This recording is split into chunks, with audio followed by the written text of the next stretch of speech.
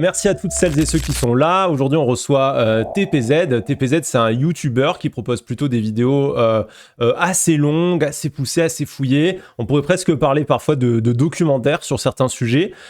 Généralement un travail de fond qui parle de rap, mais pas que. Tu parles aussi de sujets de société. Par exemple, tu as sorti récemment une vidéo sur le MMA, une autre sur l'alcoolisme. Ça peut aller vraiment dans plein de directions différentes. J'ai l'impression que tu prends un peu les sujets qui tiennent à cœur, qui t'intéressent, ta petite obsession du moment, et tu la creuses, et tu prends vraiment le temps. C'est ce que j'apprécie, de faire un travail que même des fois dans les télés et tout, aujourd'hui on voit plus trop, c'est de dire, je vais prendre ce sujet et je vais essayer de le traiter de A à Z, en allant lire tout ce qui se fait, tout ce qui est écrit, en allant dans les polémiques. Et du coup, c'est assez sympa. Et ça fait aussi que tu t'es fait une réputation, hein, parce que TPZ, c'est une chaîne qui s'est fait connaître parce que tu mets franchement les pieds dans le plat sur certains sujets, que t'as pas peur d'aller dénoncer des dérives, des problématiques qui sont parfois trop laissées de côté. Par exemple, comme quand tu as parlé de la lean, une drogue qui, d'un côté, fait des ravages, mais dont bizarrement, on parle très peu.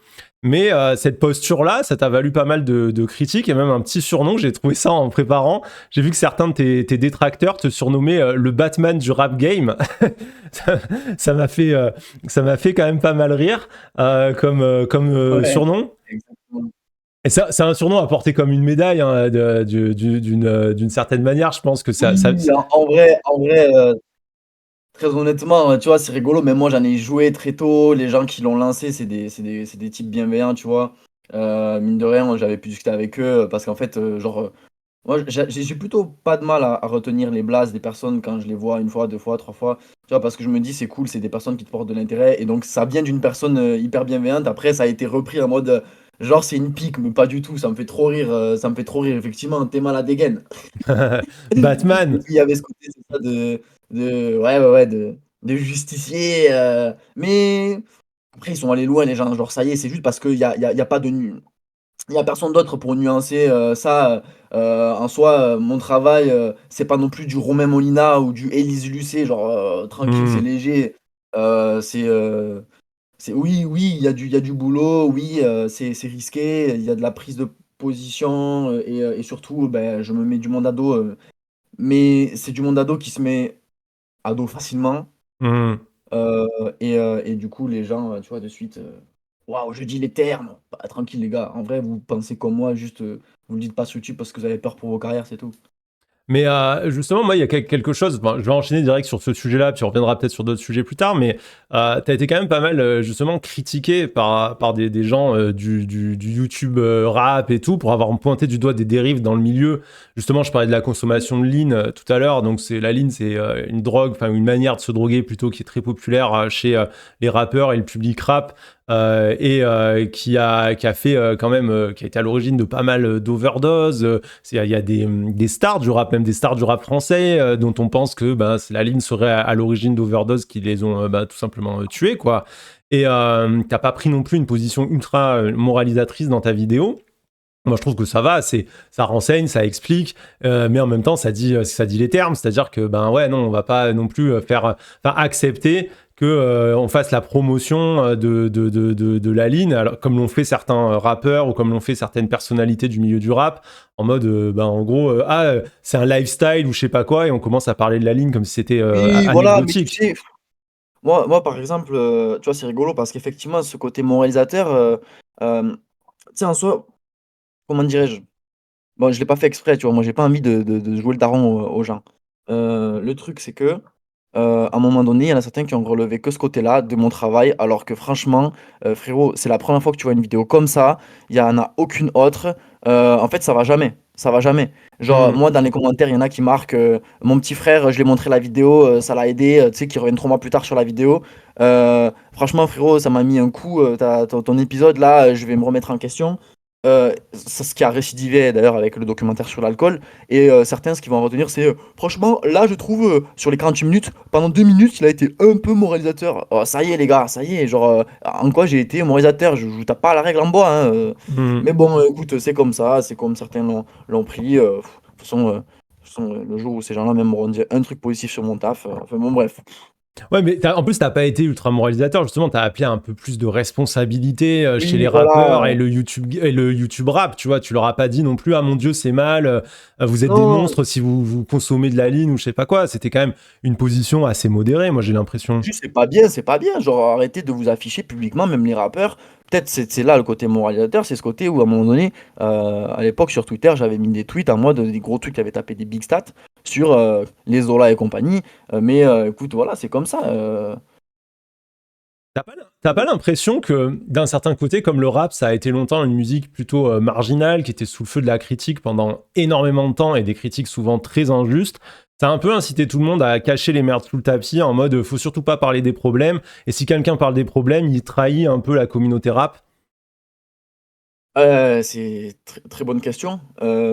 Effectivement, il y a ce côté où, comme ça a pris du temps à s'installer, à être reconnu, à être respecté aussi, cette fameuse contre-culture. Ouais, il y a un peu ce côté où là, faut rien dire parce qu'à tout moment, ça peut dégrader l'image. Sauf Hmm. que, ben non, enfin, les gens, ils n'ont pas besoin qu'on dise ou qu'on ne dise pas, ils sont très bien capables de le voir. Au contraire, essayons d'en faire quelque chose de beaucoup plus sain, d'évacuer tout ce qui peut être reproché pour en faire encore une industrie meilleure et qu'en fait, longue vie à elle, quoi. Parce que aujourd'hui, tu vois, il y a plein de clichés euh, qui, historiquement parlant, ont abandonné le rap game, tu vois. Ne serait-ce que des clips avec des meufs à moitié à poil. Genre, c'était la norme à l'époque, ça n'existe plus, mais parce que les gens aussi ont gueulé, et tant mieux pour l'image du rap. Parce que Hmm. sinon, c'est trop facile, ça donne trop à manger aux personnes qui veulent descendre le genre. Hmm. En fait, il y a plein de perches tendues comme ça. Et bon, ben, la ligne en fait partie. En fait, même les ballons, tu sais, à un moment donné, c'était la mode que les rappeurs s'affichaient sur Snap avec, à taper des ballons. Eh non, non, genre, c'est pas bien. C'est pas bien. Mais C'est pas... justement, cette position que tu as eue, qui était du coup de dire, voilà, moi je vais parler du rap et je vais pas justement cacher les problèmes, et je pense qu'il faut qu'on pointe les responsabilités, bah, ça s'est d'une certaine manière retourné contre toi. Je vais aller direct dans la polémique, comme ça on pourra travailler après sur un peu d'autres sujets, mais je pense comme ça on saute directement dans le gros, Vas-y, vas-y, vas-y. voilà, dans les grosses thématiques. Après, on pourra partir sur un peu autre chose, mais t'as eu des tweets qui ont été déterrés par des archéologues de Twitter, donc des tweets d'il y a 7 ans qui sont ressortis il y a 6 mois de ça. Je vais en lire deux. C'est pas pour t'afficher ou quoi, c'est pour que les gens ils sachent de quoi on parle précisément, pour qu'ils se rendent compte, Oui, vas-y, vas-y, voilà, vas-y. Oui, qu'on n'est vas-y. pas non plus sur des propos voilà, délirants ou je sais pas quoi. Comme ça, ils savent précisément de quoi on parle et puis on voit. Donc il y a un tweet qui dit, que j'ai retrouvé, hein, qui dit bonjour. Donc c'est toi qui écris ça il y a 6 ans. Bonjour, Marine Le Pen rassemble surtout les jeunes qui s'intéressent à la politique, car certains s'en branlent et osent dire sans s'expliquer gna gna gna, c'est raciste.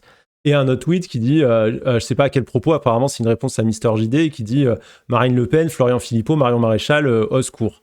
Je voulais les lire, voilà, parce que je trouve que c'est important que les gens comprennent que oui, c'est des tweets qui affichent un soutien ouvert à l'extrême droite et notamment au RN, mais c'est pas non plus des propos racistes avec le N-word ou je sais pas quoi. Et chose rare, quand c'est ressorti, ces propos-là, toi, tu as décidé de pas minimiser la chose, et même au contraire d'assumer. Tu as fait une longue vidéo qu'on a regardée mercredi, c'était vraiment passionnant, où tu reviens sur ton parcours, sur la construction de ton identité politique. Et du coup, bah, la première question que je voudrais te poser, avant qu'on revienne peut-être plus sur comment, dans quel milieu tu étais au moment où tu as écrit ces tweets, comment t'en es sorti, etc., c'est peut-être que pour les gens qui nous suivent, ils puissent te situer. Aujourd'hui, c'est quoi ton rapport à l'extrême droite? Est-ce que tu votes RN, TPZ en 2024? Non. Mais mec, c'est simple, genre vraiment, en plus, c'est ça que je sais pas quel âge les gens me donnent, mais j'ai jamais voté, surtout à cette époque-là. Enfin, j'avais pas le droit de vote. Et j'ai envie de te dire, encore heureux, imagine, j'aurais le regret d'avoir laissé une voix. Mon rapport aujourd'hui, il est lointain. Ça fait longtemps que moi, j'ai quitté mon milieu de base. Donc, ce qui, dans la vidéo, tu vois, j'expliquais par la socialisation primaire. Et, euh, et en fait, que je la combats tout simplement à travers des vidéos. Aujourd'hui, les gens, ils ont vu passer cette sauce, par exemple, à son échelle, hein. Mais ben, à ce moment-là, ils ne se sont pas rappelés qu'en 2022, c'est ça, c'était ouais, c'était 2022, quand le Z, il commençait à avoir, même, il était en pleine surexposition médiatique. L'un des seuls vidéastes rap à avoir fait une vidéo à charge contre lui, ben, c'est Wham. Là, comme je le dis aussi dans la vidéo, en fait, tout ça, en vrai, je me répète un peu par rapport à l'épisode, mais aussi la Non, vidéo vas-y, sur le vas-y. racisme systémique. Tout ça, c'est des vidéos qui me prennent des mois à faire, c'est des risques, c'est des vidéos où je gagne pas de sous. Au lieu de faire des top 10 des pires albums de l'année ou des trucs comme ça, ça brasse parce que c'est hyper friandise. Je vais passer des mois, je vais mobiliser des personnes pour m'aider à faire des vidéos comme ça contre l'extrême droite, parce que je me suis rendu compte que, en fait, mais c'est que du mensonge, mais c'est faux de chez faux. C'est un parti qui semble être ouvert à un monde meilleur. Mais le problème, c'est que tu vois, moi, par exemple, à cette époque-là, donc quand j'étais ado et que j'ai fait ces tweets, bon, outre le second qui était purement mentalité Twitter trollesque, il y en a eu d'autres, effectivement, où là, c'était un peu plus, j'essayais d'expliquer, moi, ce que je constatais au sein de la jeunesse. Il y avait aussi ceux que tu n'as pas cités, mais sur place, toujours, dans la ruralité. Il y avait aussi ceux où, clairement, j'avais liké aussi des tweets de Mario Maréchal qui disait il faut sortir de l'Europe, soutenez-nous, le rassemblement. Non, c'était le Front National à l'époque. Mhm. Euh, parce qu'on va sauver nos agriculteurs qui se suicident. Mais en fait, moi, c'est à ce moment-là, quand je suis ado, que je vois tous les voisins de mon patelin de maison qui, effectivement, se foutent une balle ou tirent la corde, parce qu'en fait, voilà, tu sais, je me dis, bon, je vais déposer. Et nous, à ce moment-là, on se rend pas compte du tout, que ces personnes-là, en fait, elles sont pas là pour nous. Elles discriminent constamment parce qu'on les voit pas non plus tant que ça sur le terrain. La seule façon dont on les voit parler, c'est quand on se décide d'allumer la télé le soir, quand on a le temps, parce que les parents ils rentrent tard du boulot. On fait du petit zapping. Et puis, c'est des BFM, tu sais, parce à cette époque-là, moi, ce que Justement, ouais, tu peux revenir un peu plus sur le contexte dans lequel tu as écrit, c'est-à-dire, toi, ta vie, c'est quoi à ce moment-là? Tu dis que tu vis dans la ruralité, donc tu vis où? Tu vis comment? C'est quoi l'environnement au niveau de tes parents, tes amis, tout ouais. ça? Alors moi, mes parents, tu vois, je vais pas leur attribuer une position qu'ils n'ont jamais eue, tu vois. Évidemment qu'ils ont baigné, comme beaucoup dans la ruralité, dans un racisme systémique, tu vois. Sans pour autant qu'ils aient prononcé ou agi. Voilà, j'ai de la chance d'avoir des parents qui sont pas comme ça, tu vois. Par contre, ça va péter des réflexions, des trucs comme ça, tu sais, des trucs qui vont partir sous le coup de la colère de temps en temps. Parce qu'en fait, tout le monde, tu sais, tout le monde va dire ces phrases-là, alors que tu vois, c'est en vrai de vrai, c'est pas du tout cool de les prononcer. Moi, à ce moment-là, donc ouais, comme je dis ça, j'étais ado. C'était quoi? C'était les élections de 2007 qui se préparaient. Et en vrai, j'étais largué, tu sais, j'étais même pas renseigné, c'était très facile, je vois, tu vois, c'est là où ils avaient réussi. Je crois que c'est même l'un des seuls partis à l'époque qui avait inclus aussitôt une jeune, tu vois, genre vraiment, je repense à l'arrivée de Marion Maréchal Le Pen, Hmm. euh, la petite blonde, toute jolie, enfin jolie, bon, c'est relatif pour certains, qui arrive, qui débarque et qui t'explique les points en avant moi, à ce moment-là, c'est ça, genre, je vois une jeune à la télé. De suite, je me dis, ah, mais tu sais, comme je te dis, je suis largué politiquement, je suis pas du tout sensibilisé, je suis pas du tout construit. Hmm. En fait, je ne fais qu'absorber, comme beaucoup, ce qui va être diffusé sur les médias. Et en plus, c'était une époque catastrophique, étant donné que il y avait énormément d'actualités malheureuses, quoi, Ouais, et dont puis, l'extrême droite servait pour attiser une haine. Et surtout, moi, à cette époque-là, par exemple, j'avais jamais foutu un seul pied en ville. La ville à laquelle j'étais le plus allé, pardon, avec le plus d'habitants, c'était peut-être 10 000 habitants. À savoir que ouais, la première ville que je fais, moi, en tout cas, ouais, c'est ça. Ça fait partie des gens, tu vois, qui m'ont aussi beaucoup ouvert l'esprit sur la fin de mon adolescence. La première fois que je suis allé dans une grande ville, c'était Montpellier. C'était en 2018 ou 19, un truc comme ça. ah 18, ouais, je crois. d'accord. Ouais, donc t'es dans un Après, je suis isolement. arrivé à Toulouse et là, Hmm. ça a complètement revu tous mes fondamentaux, quoi. C'est là que vraiment Hmm. la socialisation secondaire commence. C'est mon arrivée Mais à Toulouse. peut-être avant de partir sur ça, souligner que ce que tu racontes de la ruralité, ça t'est pas spécifique, c'est quelque chose qui en fait est largement observé par beaucoup de spécialistes de la politique et qui explique que dans les zones rurales, il y a une place assez importante au discours de l'extrême droite, non pas parce que les gens ils seraient plus racistes qu'ailleurs, hein. Le racisme aujourd'hui on le retrouve largement chez les bourgeois, chez même les bobos, enfin vous trouverez du racisme partout, mais parce qu'en fait l'extrême droite est l'un des rares partis qui va proposer une renégociation de l'identité rurale autour de figures qui sont beaucoup plus valorisantes que celles proposées par les autres partis. C'est-à-dire que Ils s'en finalement, la servent, gauche, et ils s'en même servent. ils se servent, en fait, ils se servent, quand je dis de nous, c'est ils se servent de nous autres, les cutéreux de la campagne, ils savent comment parler, et il en faut pas beaucoup. Mais C'est moi, c'est pour ça que ça. j'hallucine, c'est que je me dis, à un moment donné, je vois très bien aussi les ados d'aujourd'hui, comment ils sont, donc c'est pour ça que ça me fait relativiser aussi sur, entre guillemets, frérot, en vrai, crois pas, enfin, Internet, ils ont vraiment cru à l'époque que j'avais 25 ans. Non, c'est différent. Genre, j'étais vraiment un ado, j'étais au trou du cul du monde, et surtout, enfin, je veux dire, à un moment donné, c'est des gens qui sont accompagnés par des communicants. Et du coup, effectivement, la ruralité, qui n'a pas accès au savoir, qui n'a pas accès, qui ne sait pas développer un sens critique politique, qui ne sait pas se renseigner, qui suivre. Ben, c'est compliqué de. En fait, Ouais, et puis leur jeu tout le monde, marche. Leur jeu marche. quand tu es dans la ruralité, enfin moi je viens aussi d'un milieu assez rural, à un moment donné, en fait, on te renvoie toujours une image. C'est soit tu es le paysan qui pète dans la soupe aux choux, soit tu es le type en botte, dépressif, sur sa table, comme si on vivait au XVIe siècle, tu vois, dans des espèces de films d'auteur que personne regarde. Et l'extrême droite, Ouais. ils arrivent avec une image où ils disent aux gens, non, non, mais vous êtes les producteurs du pays, le pays tourne grâce à vous. Et finalement, si vous en chiez, bah, ils ont un récit qui est simpliste et raciste, mais qui est aussi un récit qui a quelque chose de séduisant en disant ouais, on vous oppose à la figure de l'immigré, le profiteur qui vient toucher les aides et tout, pendant que vous vous levez le cul à 5 heures pour pas gagner votre vie et tout. Et du coup, en faisant ça, Alors que c'est faux, on le voit bien, ouais, combien de personnes issues de l'immigration font des heures pas possibles et font des travails que même des franco-français ne font pas, en fait, n'ont pas envie de s'y mettre. Enfin, je veux dire, c'est faux. Enfin, je veux dire, c'est vraiment faux ce côté. Il y a des branleurs et des bosseurs. Mais non, il y en a de tous les, il y en a de partout. C'est n'importe quoi. Enfin, ils ont voulu catégoriser alors qu'au final, au lieu de nous unir tous sur un socle commun des classes populaires modestes qui ont pas les, enfin, qui partagent beaucoup, même si on a des réalités de vie différentes, mais on partage beaucoup sur de nombreuses problématiques. Et en fait, genre, ils sont débiles. Enfin, je veux dire, ça n'a aucun sens. non, Ça mais n'a aucun tu me sens. soulignes un truc intéressant, c'est que justement, il tape sur un truc qui est une réalité, qui est en fait, ben, dans un sens, la question des classes, quoi. Qu'il y a des gens, bah ouais, qui sont opprimés, qui vivent une vraie pauvreté, parce que ouais, il y a une réalité dans les milieux ruraux de la pauvreté, des difficultés sociales que les gens vivent.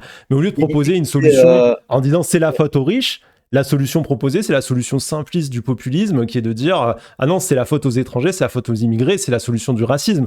Dans un sens, quelqu'un le disait tout à l'heure dans le chat, il disait ouais, le RN, des fois, ils vont parler de sujets qui sont des vrais sujets, et le problème, c'est les solutions qu'ils proposent. Et je trouve que c'est assez juste. La solution là, c'est la et là, d'ailleurs, si je peux me discrimination. permettre, Mathieu, Mmh. de te couper, tu vois, je lis justement la main-d'œuvre étrangère de la ruralité dans les champs et les vignobles. C'est ça. Moi, j'ai castré du maïs quand j'étais jeune, tu vois. Mmh. Mais la vérité, que les petits Français là de la ruralité qui sont bien aussi tranquilles machin, ils venaient pas castrer le maïs avec nous. Ce que tu vois, tu vois, c'était des poteaux portugais, rebeux.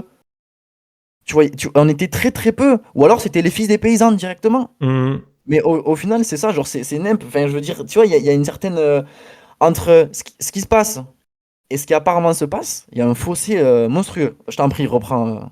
Non, non, mais ce que tu dis, c'est très juste. Quelqu'un d'autre dans le chat souligne la disparition des services publics a beaucoup joué sur la colère dans les campagnes, parce que tu as aussi un manque de médecins, tu dois faire 3 heures de route pour aller... Là, là où j'habitais avant, il y avait un hôpital, ils ont fermé le service d'urgence de la ville suivante, ce qui fait que maintenant, quand tu as un problème, ben, faut aller vraiment, vraiment loin, faut aller jusqu'à Marseille, c'est des heures de route. Enfin, je veux dire, si tu as un problème, C'est soit tu as catastrophique. En cicatrisé, fait, soit tu es mort, quoi, tu vois. ce qui se passe, c'est que ce soit sur le plan administratif, scolaire, avec le post-bac aussi, très difficile à l'accès. Moi, tu vois, je suis Mmh, un étudiant boursier au max, échelon max de base, parce que mes parents n'ont mmh. pas les sous. Pourtant, mon père, c'est un artisan, ma mère, femme au foyer qui nous a élevés, mais mon père, c'est un artisan qui se les donnait. Sauf que pareil, on n'a pas appris aux gens à faire des sous dans la ruralité. En fait, euh, je- vraiment, c'est un truc de fou comment il faut essayer d'aller checker pour se rendre compte à quel point on a des années et des années de retard, même encore aujourd'hui, tu vois. Euh, et, petit bonbon. Et j'ai perdu mon fil. Tac, tac, Ouais, tac, tac, tac, tu tac. disais que Voilà, bah, on a la des problèmes ruralité... administratifs, Mmh. scolaires, d'accès à la culture, au savoir, à,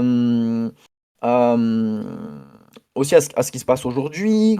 Euh, Ouais, ça, l'extrême droite, ils savent s'en emparer. Et c'est là où il y a, je pense que les gens, ils ont du mal à comprendre, mais C'est facile de juger les positions politiques de quelqu'un, mais comprenez bien, il y a une phrase d'une sociologue qui s'appelle Christelle Marchand-Lager que je trouve importante, qui dit: le vote est une pratique collective, les gens qui votent FN vivent généralement avec des gens qui votent FN. C'est la même chose avec les univers de représentation.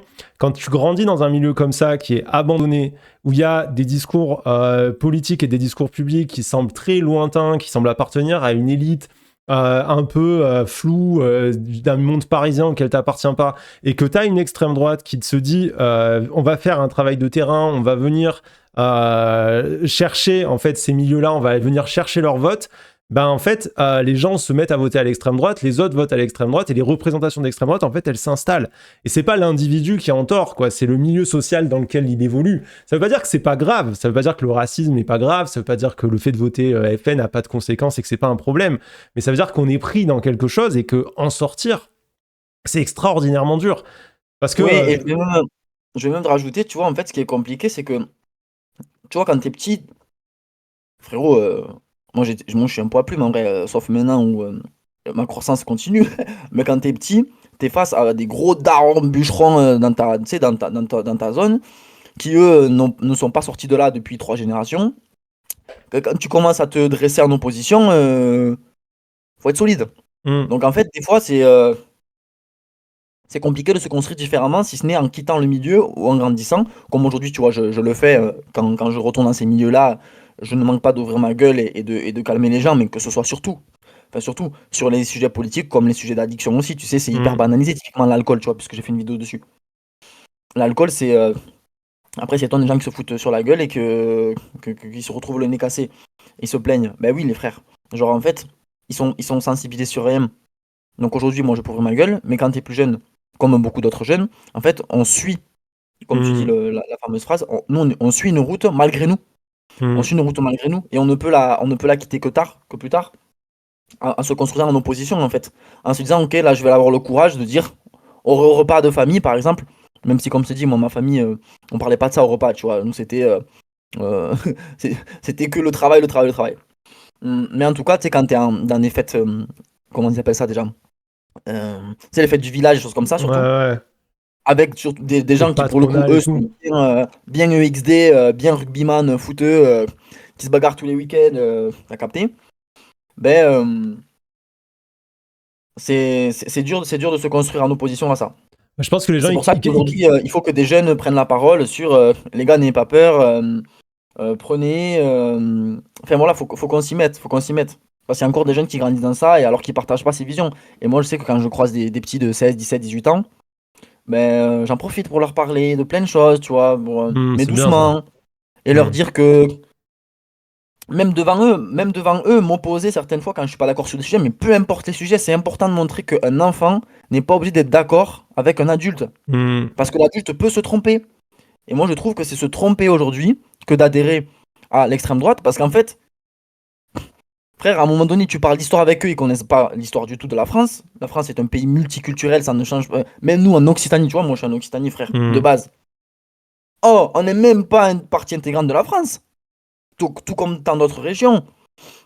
Donc, c'est important de montrer qu'on peut se rebeller et que les autres se trompent, et que ce soit sur la vision sociale, humaine, géographique, enfin en tout, quoi. Genre, il y a une réécriture du discours qui est faramineuse de leur part. Moi, je trouve que c'est bien ce que tu dis et je suis 100% d'accord, mais je veux quand même souligner quelque chose que tu as dit tout à l'heure par rapport au daron bûcheron, etc. C'est que représenter une contre-culture ou s'opposer à la culture dominante, qu'elle soit politique ou autre, dans un milieu rural, fermé, un milieu assez clos, c'est extrêmement dur.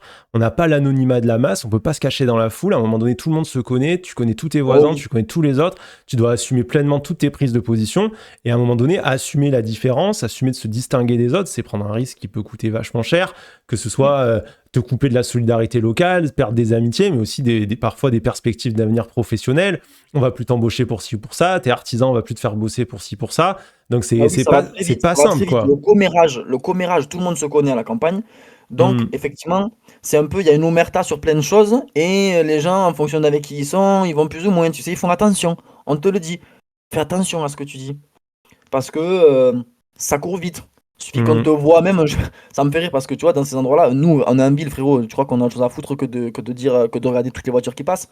À la campagne, on voit la 206 rouge. Ah, tout le village est au courant que t'es passé avec le 206 rouge. T'as fait un truc, t'as dit un truc, bim, tout le monde est au courant. Donc effectivement, ça peut avoir des répercussions parce qu'il y en a, ils sont bien trempés quand même. Et du coup, c'est. Ouais, c'est comme tu l'as dit, je vais pas te paraphraser. Mais C'est ce exactement ça le suivisme, problème. il y a un sociologue qui s'appelle Benoît Coquart qui a travaillé un peu sur ça, sur le vote FN dans les zones rurales, et qui parle des opinions politiques et tout, et qui dit que parfois les gens, ils sont adhérents ou ils soutiennent des idées RN, mais c'est sans avoir même d'opinion politique vraiment si tranchée que ça. C'est juste qu'en fait, ils se sentent pas forcément super compétents par rapport à la politique, ils voient qu'un peu tout le monde vote dans une direction, dit des choses d'une certaine manière, et justement par peur d'être ridicule par rapport aux autres, par peur de se faire mal voir et tout, ils vont voter comme les autres ou ils vont défendre les mêmes idées que les autres. Des moutons, bien Ouais. sûr. Moi, Mais tu c'est. veux que je te fasse Mhm. une confidence, par exemple? Mhm. C'est que moi, de base, je te dis, je comprends rien du tout. Et donc, à cette période, en plus, où je publie ces tweets, ce qui est rigolo, enfin, où je like et tout, et compagnie, c'est qu'en fait, moi, euh, je te le contextualise.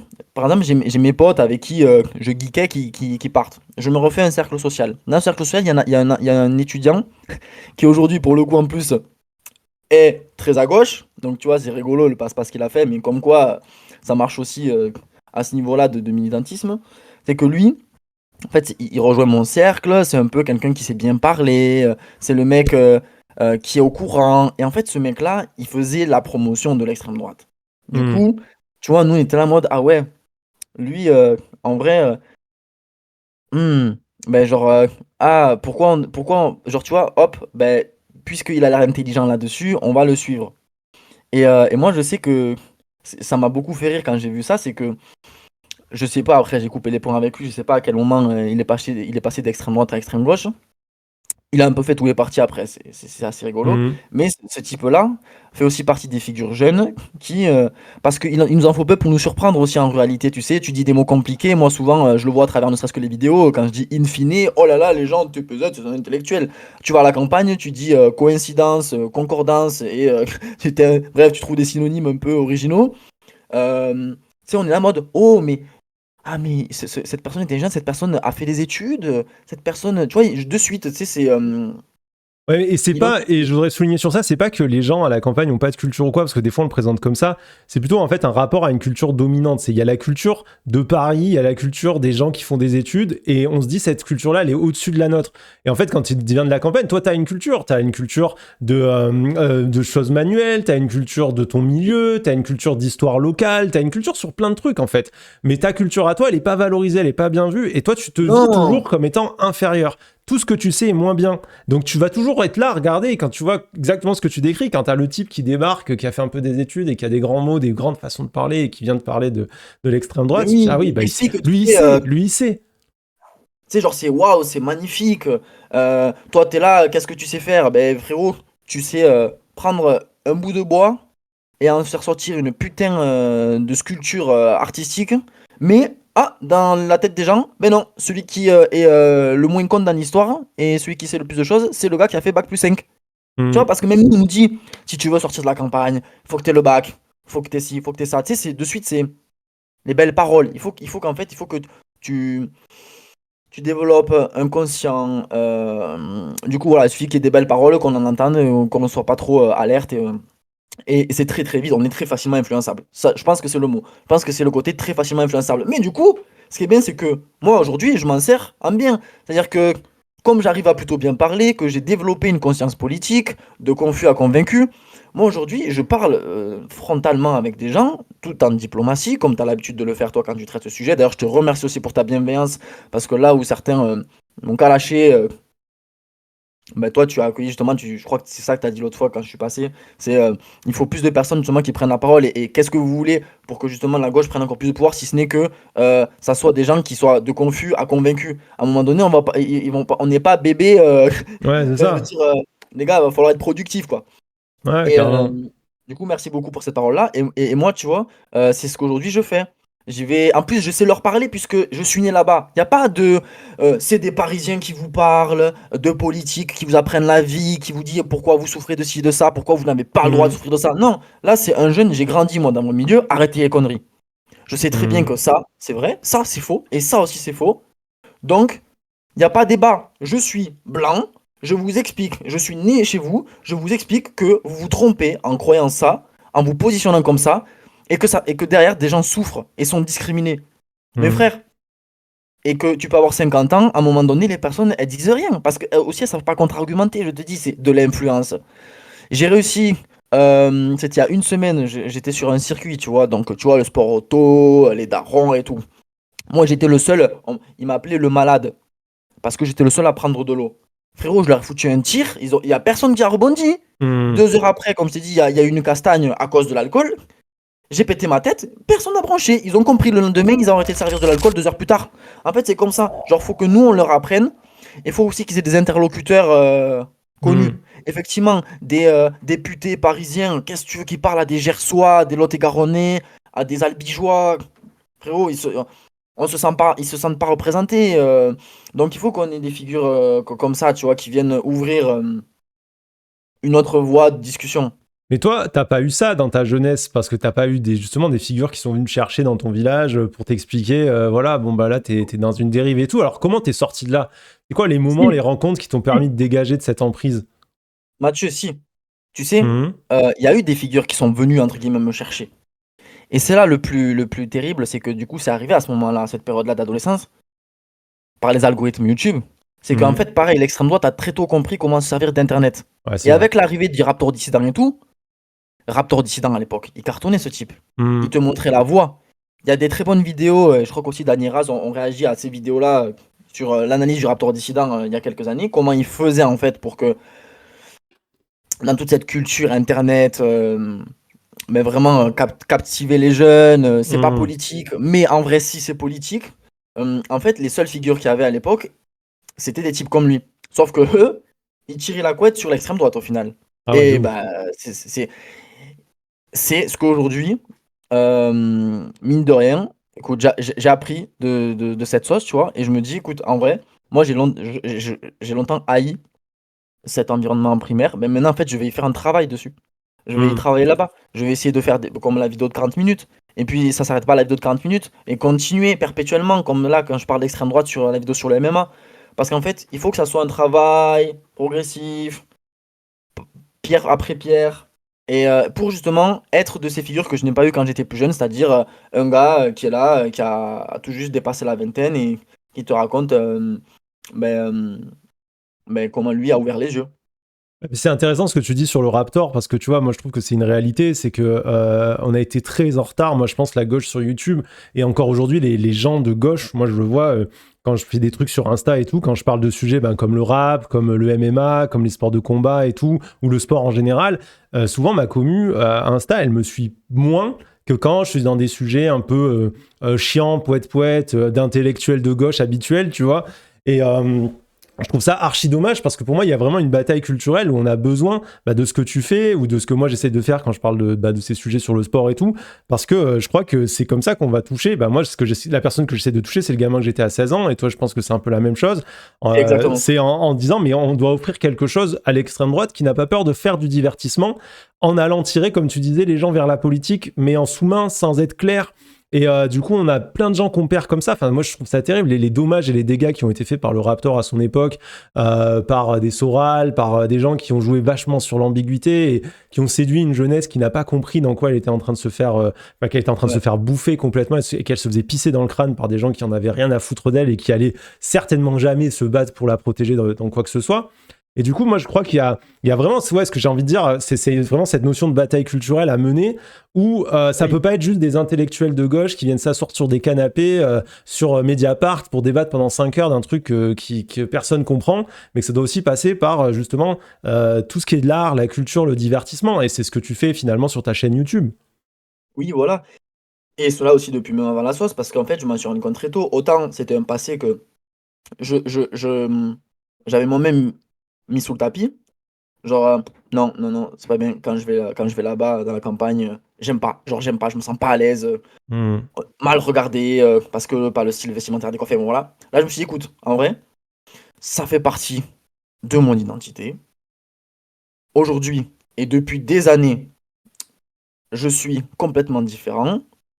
Et pour le coup, activiste de gauche.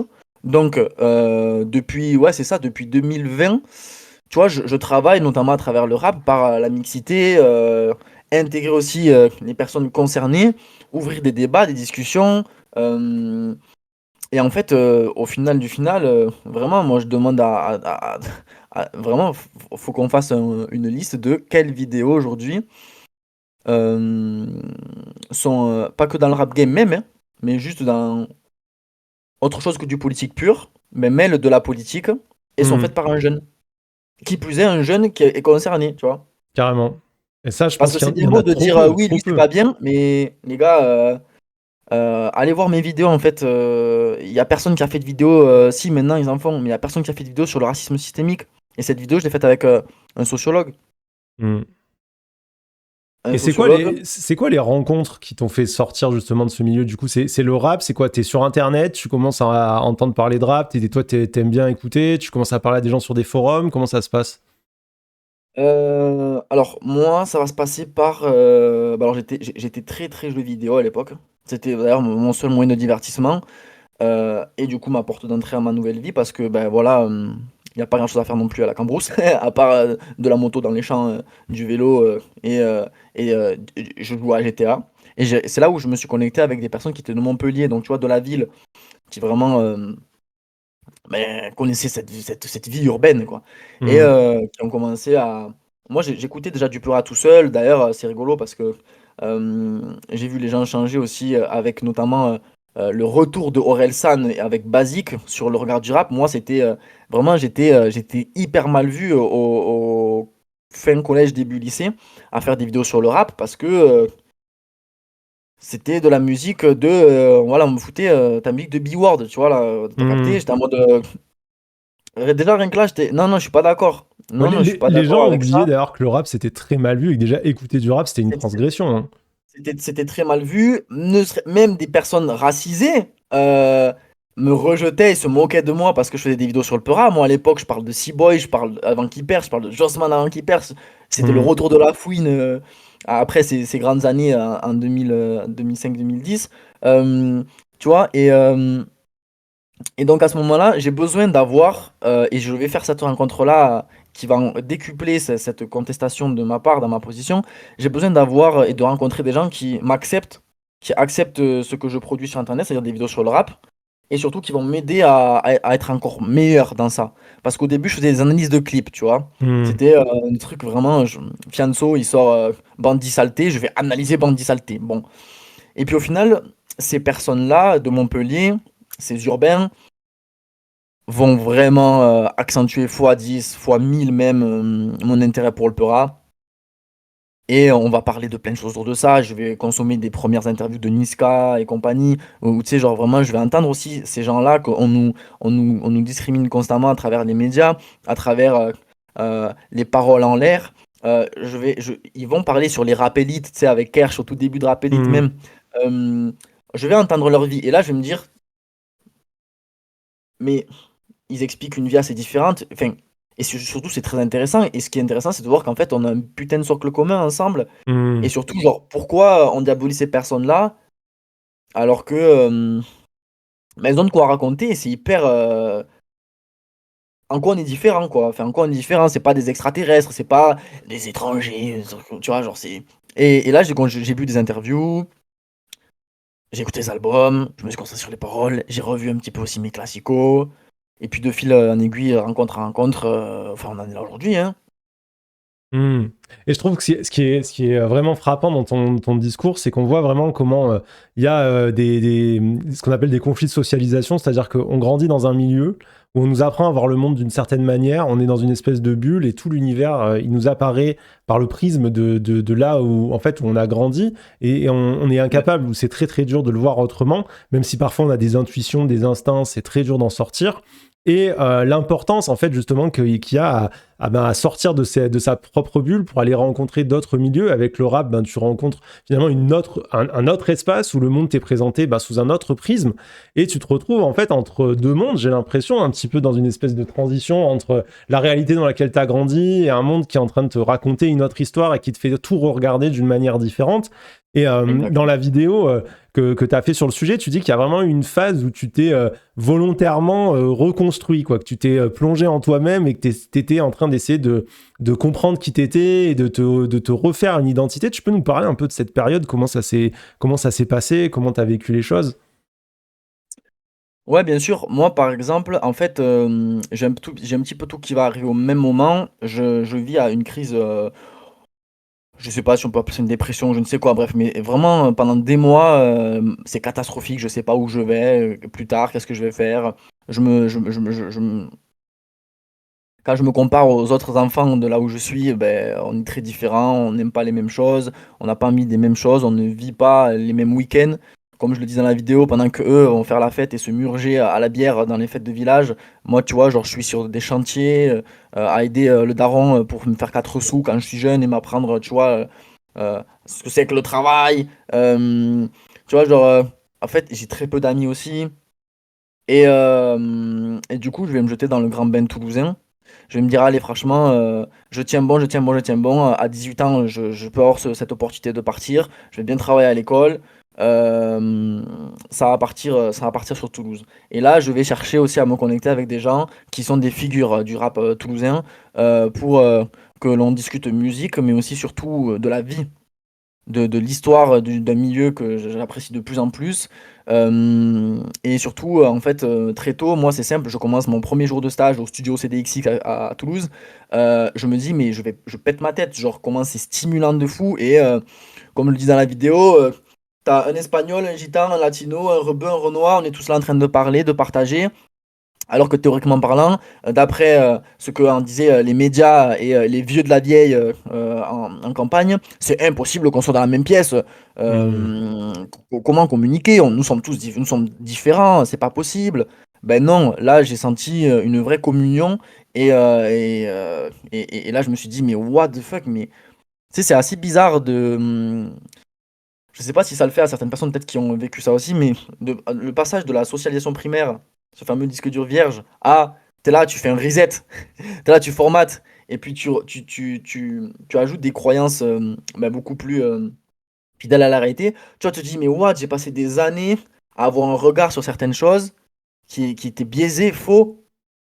Mais et c'est pas et en vrai, c'est pas de ma faute. Mais en tout cas, ben, comme on l'a dit, quand t'es ado, que tu grandis dans un truc comme ça et tout, t'as envie de te dire, tu sais, genre, ah, je culpabilisais. Alors qu'en vrai, frérot, on est des milliers dans ce cas, et en fait, on n'y peut rien. Quand on est sur place, on n'y peut rien. Très probablement, quand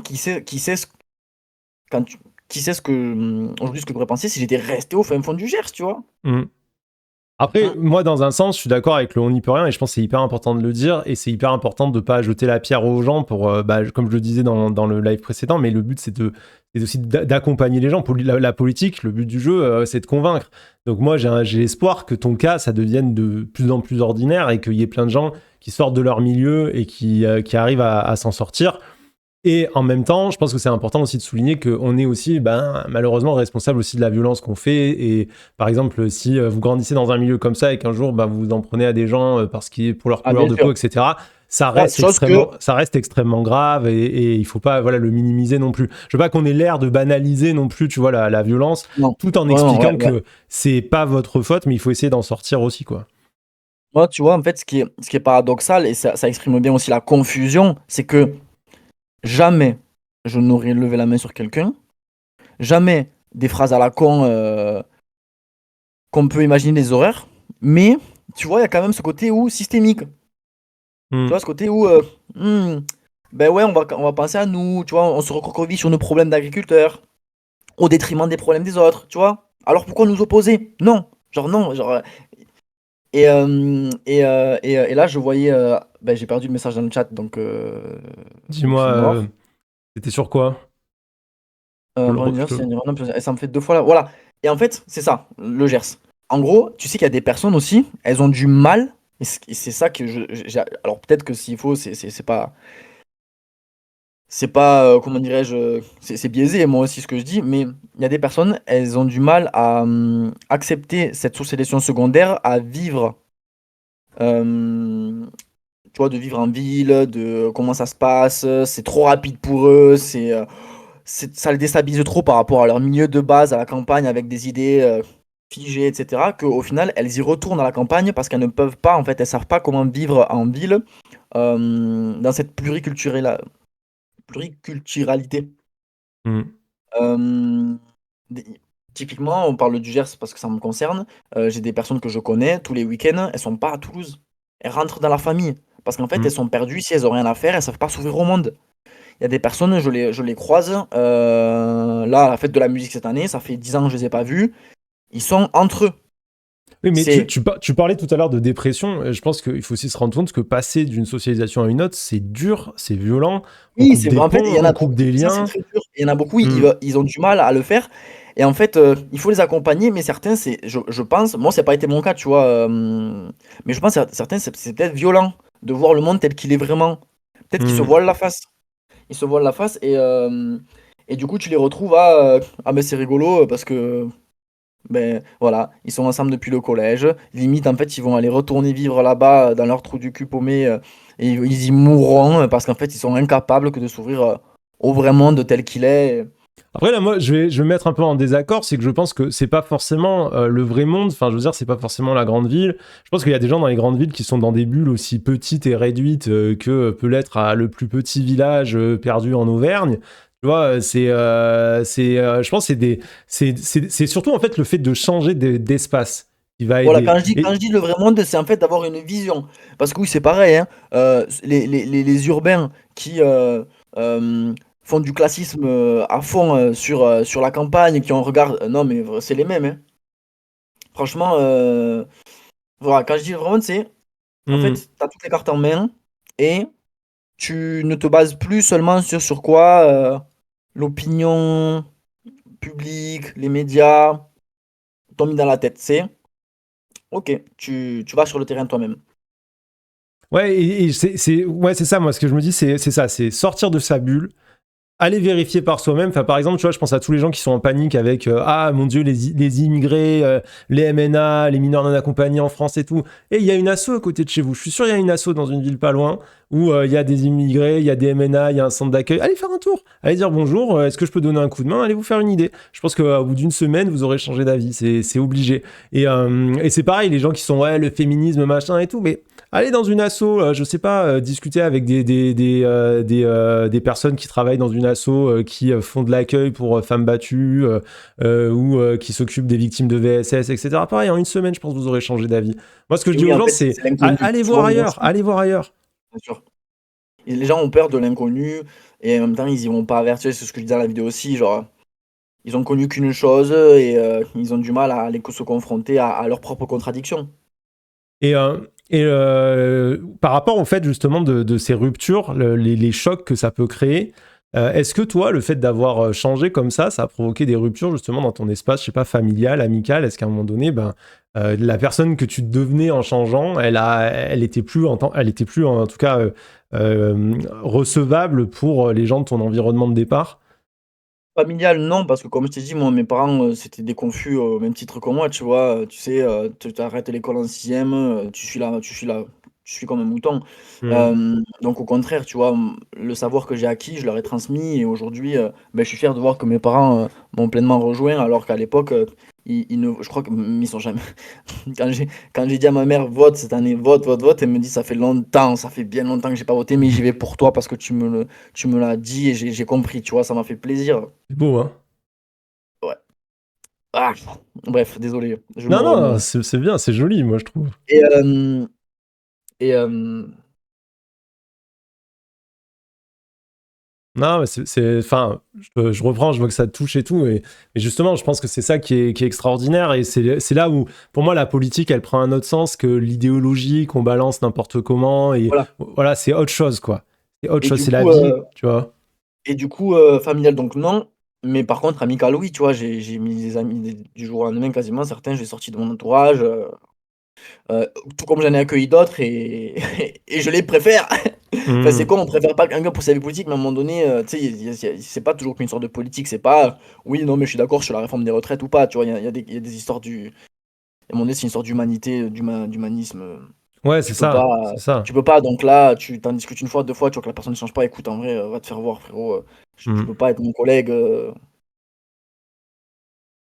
Il y a des c'est artistes pas dont la possible. musique t'a vraiment poussé à remettre en question tes idées politiques. C'est une question d'un abonné qui m'avait posé ça sur Insta, qui voulait savoir est-ce que à ce moment de changement dans ta vie, il y a des artistes dont les textes ou dans le parcours, ça t'a dit ah ouais, là, putain, ça me fait repenser tout, quoi, tu vois, genre ça m'aide ou ça me guide dans ce changement. Franchement, je pense que je suis pas capable d'en citer en particulier, c'est vraiment c'est les uns après les autres, tous en même temps, Hmm. non, il y a pas j'ai pas un artiste qui m'a, où ça m'a fait avoir le déclic ou alors, je m'en rappelle plus, mais plutôt un genre musical, tu vois? Le street rap. Hmm. Le street rap, surtout, qui du coup arrive pile moi au moment où je m'ouvre, grandement, et du coup qui est suivi par toutes les interviews, toutes les immersions, voilà je recite, Rap Elite et compagnie, Rap Punchline, Ouais, tu peux hem, décrire ce que c'est au moment où c'est pour les gens qui écoutent pas de rap ou qui ouais, n'ont Moment pas Océan en connu fait c'est ça. juste, en fait, c'est des médias qui vont aller, au cœur de la vie, de personnes, issues de minorités et qui vont, et surtout, qui sont complètement, heu bah, qui travaillent dans le rap et légitimes, à l'être et qui ont une vie à partager, une vie compliquée, qui parlent de ça dans leurs textes et du coup, l'idée c'est d'aller leur poser des c'est simple aujourd'hui quand on en parle, mais à l'époque c'est déjà beaucoup. Pourquoi tu as commencé? Qu'est-ce que tu racontes dans tes textes? Pourquoi tu le fais? Quel est ton but? Tu vois? Et c'est là où je me suis dit, «Putain, en plus à travers cette musique, il y a des vraies volontés d'évolution, de porter un collectif». Et en fait, c'était beaucoup de rappeurs à cette époque-là qui avaient, cette parole donc franchement, je peux pas donner, gloire à quelqu'un ou un Hmm. duo parce que tu sais, c'était aussi la popence de PNL à l'époque. Je peux pas attribuer, mon éveil particulier à un groupe en vrai. Non, c'est franchement, je peux pas. Et, Incapable de me souvenir.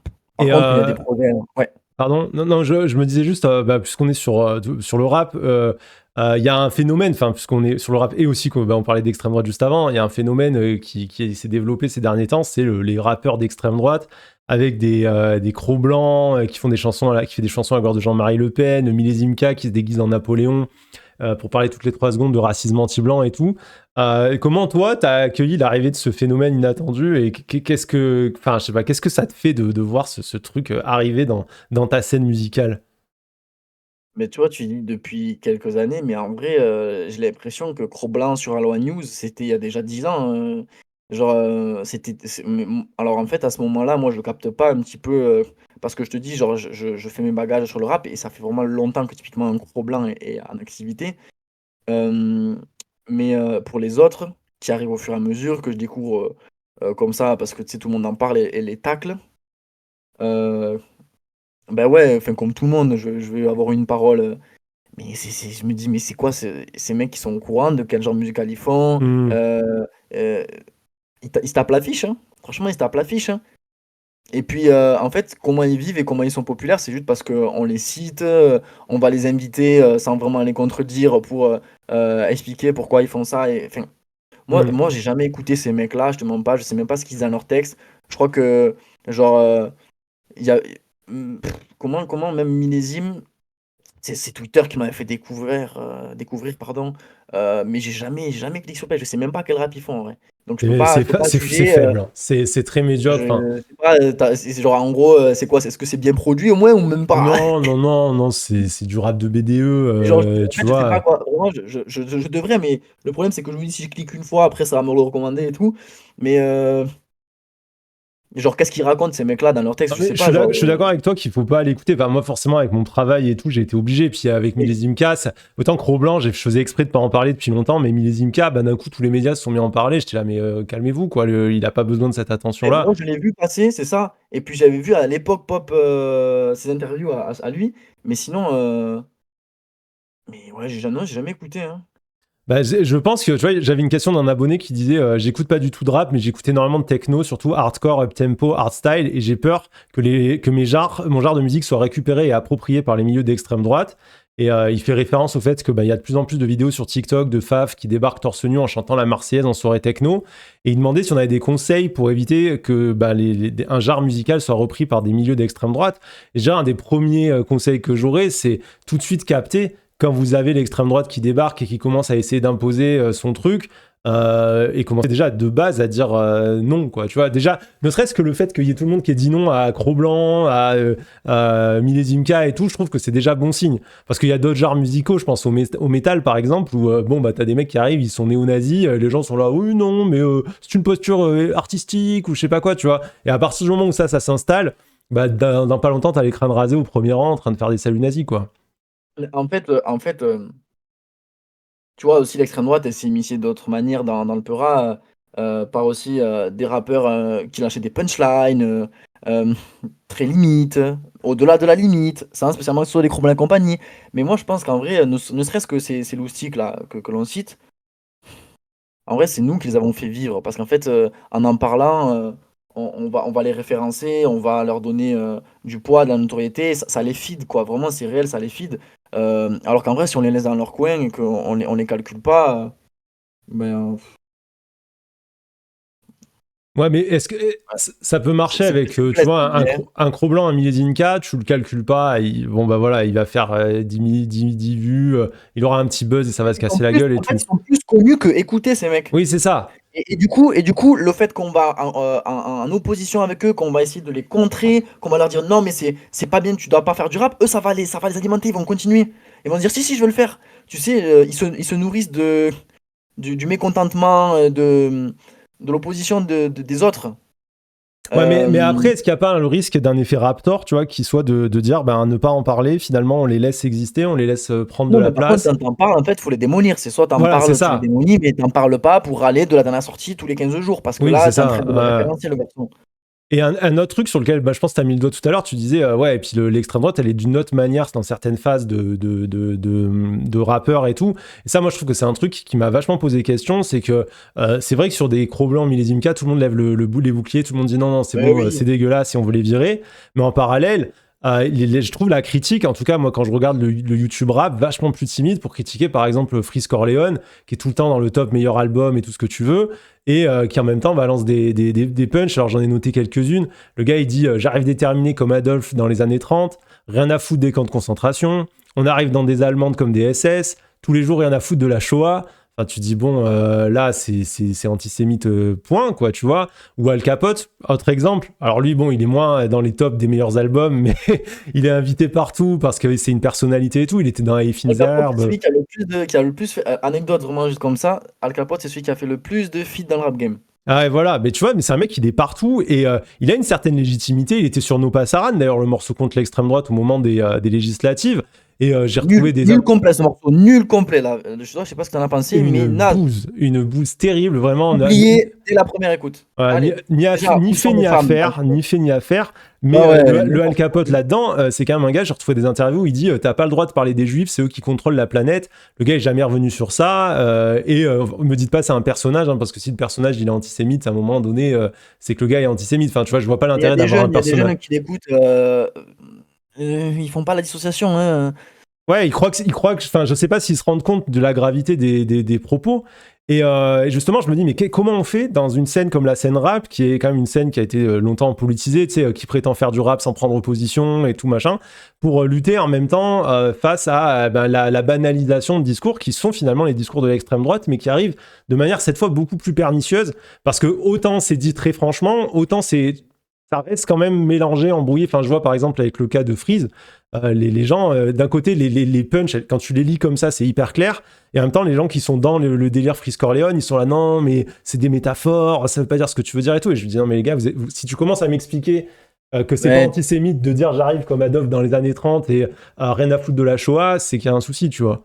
Moi, par exemple, quand j'avais fait des vidéos sur Freeze, genre, j'avais invité à ce que tout ça, ça tège, tu vois, genre, vraiment, genre, ça sert à R si vraiment. En fait, c'est trop là, c'est trop de confusion autour de ces paroles, oui, mais t'as vu, c'est ce qui a fait X polémique, de toute manière, on va pas y revenir, mais troisième point, aussi, de comment l'extrême droite ben, inonde le Peura, bah, c'est à travers juste des profils d'artistes hyper, hyper, hyper, hyper gentrifiés. Qui vont te proposer de la branlette artistique, mais tu comprends pas, ils mélangent des, ça c'est la base de Brassens à l'époque, enfin bon, t'as capté? Ou alors ça va être des images hyper léchées, c'est des mecs d'école de commerce, de la classe dominante, bien rasés, moustachus, tu vois, j'exagère le truc, mais frère, c'est et du coup, ces gens-là, en fait, ils vont exprimer un certain style de vie, en masquer un autre. Et du coup, ils vont se créer aussi une communauté derrière. Tu vois, tu le vois, t'as des. Putain, le pauvre Luther, typiquement, et il avait dû calmer sa communauté en mode, hé les gars, moi, je valide pas du tout ça décidera parce que justement, il y avait à un moment donné cette opposition, à travers aussi certains vidéastes et certaines vidéos, de. Il y a un rap qui est bien et un rap qui est nul. Hmm. Ok, mon petit gars, d'accord, si tu veux, d'accord.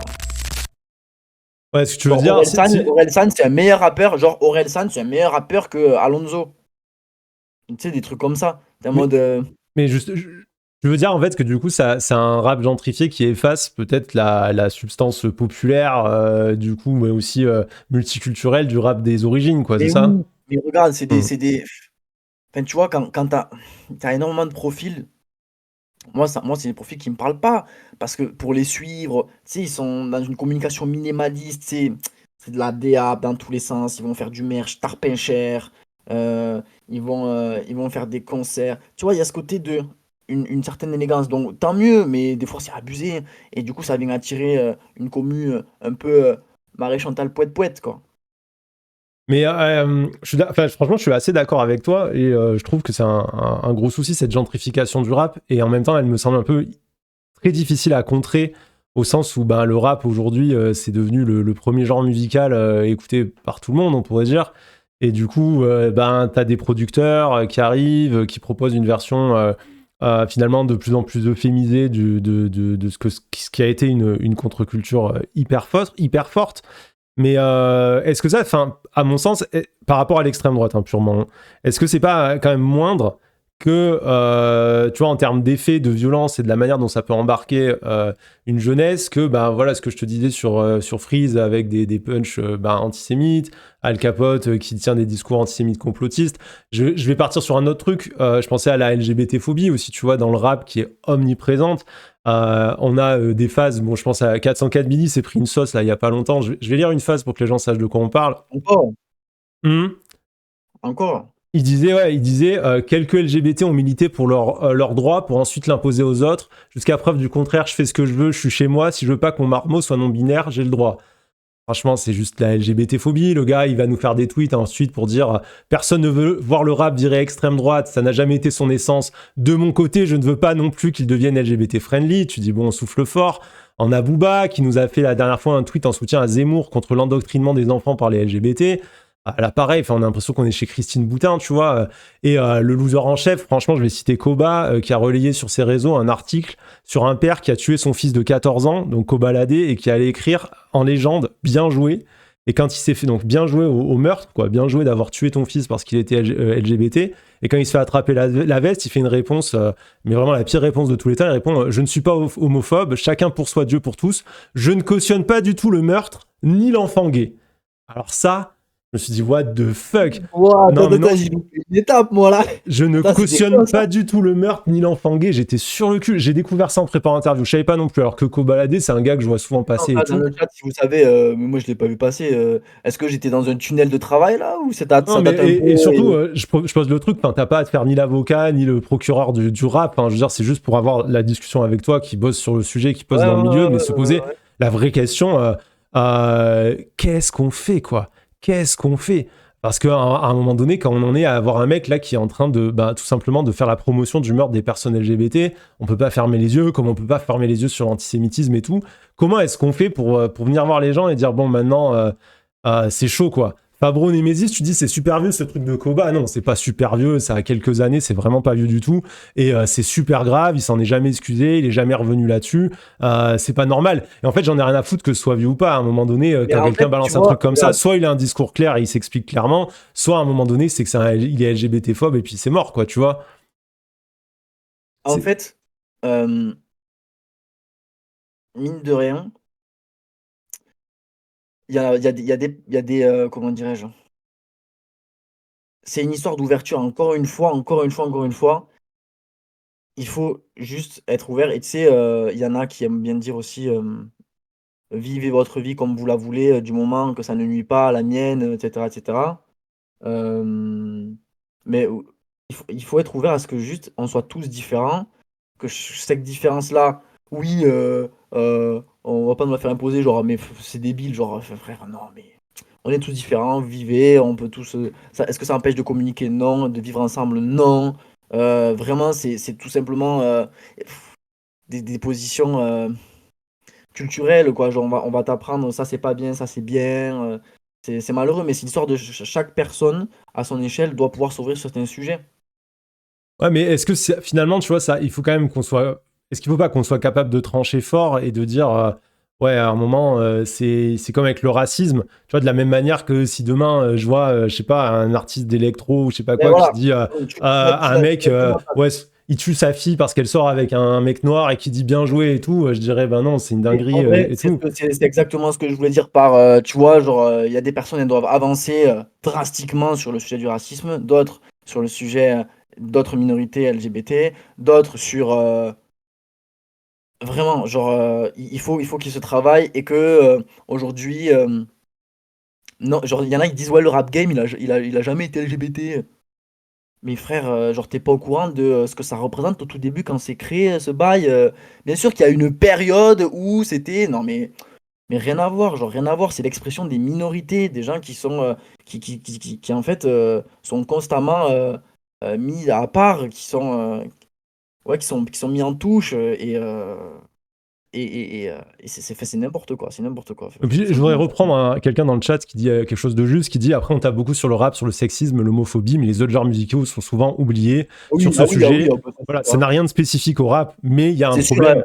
l'exception dans la variette, l'exception Maître Gims, Slimane et Soprano, on la connaît bien aussi, hein, bien C'est sûr, pour ça bien que sûr, ouais. j'insiste sur la réalité qui est de dire aujourd'hui, le sexisme, la LGBT-phobie, le racisme, c'est systémique.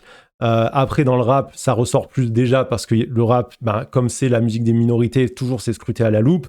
Et ensuite, il ne faut pas oublier, il y a une réalité, c'est que le rap, en termes de texte, le volume de texte est 10 fois plus important dans un morceau de rap que dans une chanson de variette. Donc forcément, ben, il y a plus de choses qui sont dites, donc il y a plus d'occasions de dire une dinguerie aussi, hein. Mais le fait est que c'est pas parce que le rap est sous le feu des projecteurs qu'il faut pas parler des problèmes. Et à un moment donné, les problèmes, ils sont là. C'est de se dire que Freeze, à la limite, bon, bah, il y a eu quand même pas mal de gens qui se sont énervés, donc c'est quand même pas, ça s'est quand même pas passé, tu vois.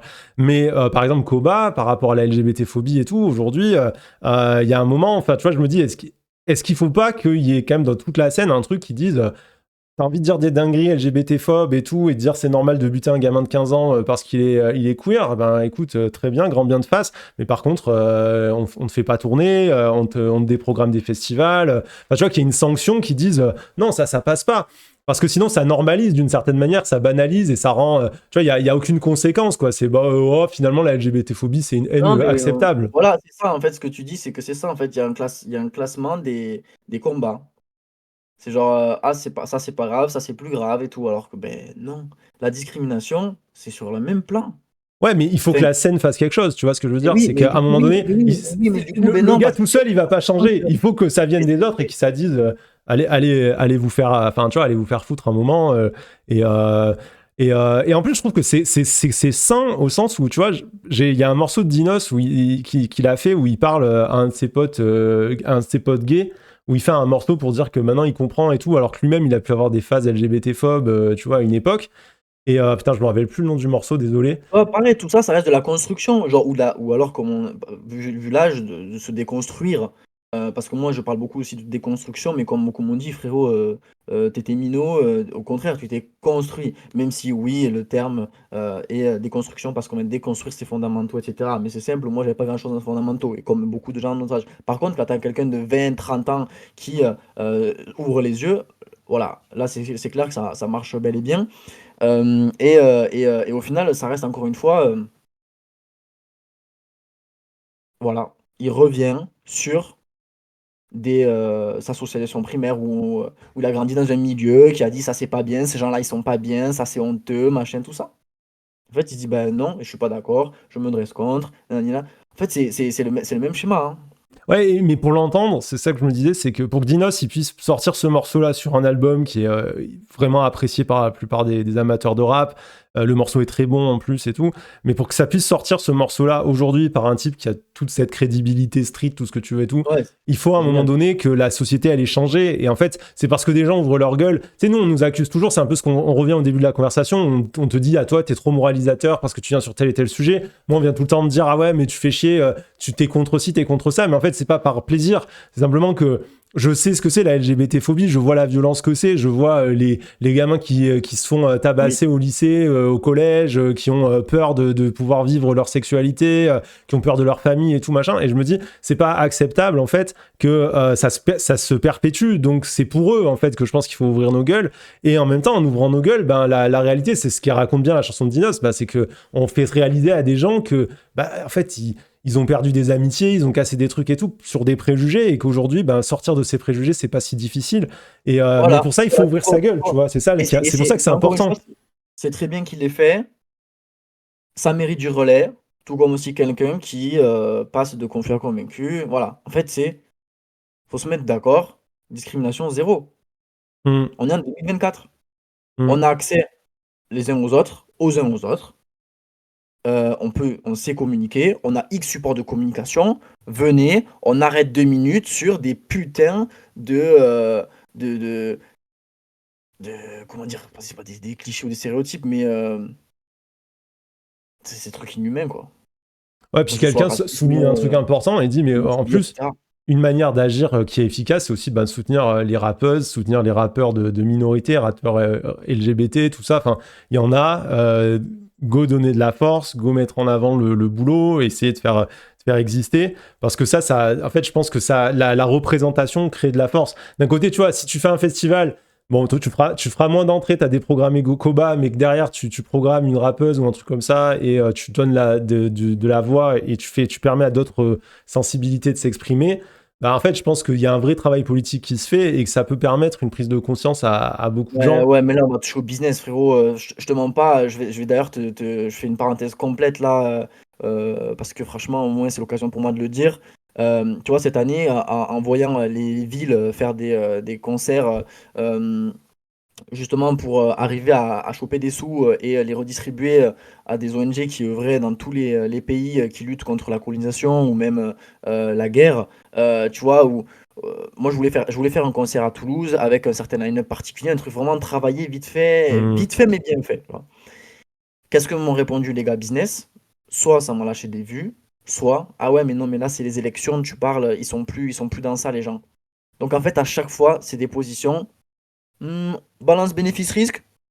Ouais, ton concert en vrai il est plus hype là. Mais j'ai dit, mais comment ça? Genre, en gros, ça veut dire ça. En gros, ça veut dire que le concert il est plus hype.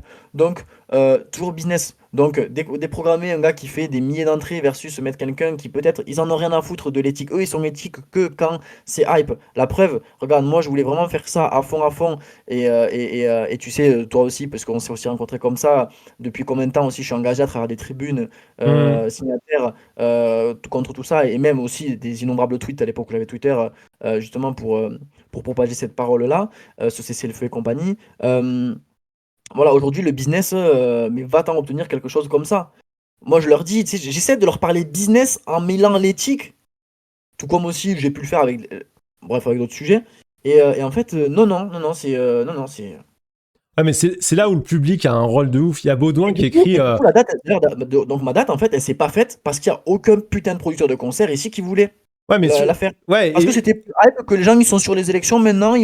Mais tu te rends compte, qui plus est en plus, je trouve qu'on a pas mal invisibilisé les autres. Heureusement que certains, notamment artistes aussi très engagés, que ce soit rap ou pas rap, ou même les Hmm. influenceurs, ils ont vite remis sur le chemin de tout ce qui se passe dans le monde parce que c'était très concentré Palestine. Alors qu'à ce moment-là aussi, enfin, c'était mondial, quoi. Il y avait énormément de choses partout, Hmm. tout comme aujourd'hui, Kanaki tu vois, des Kalash Krimi, des SDM, des Medine sont positionnés. Du coup, ça a suivi. Mais tu sais, voilà, c'était. L'image, l'image, l'image. Le business, l'image.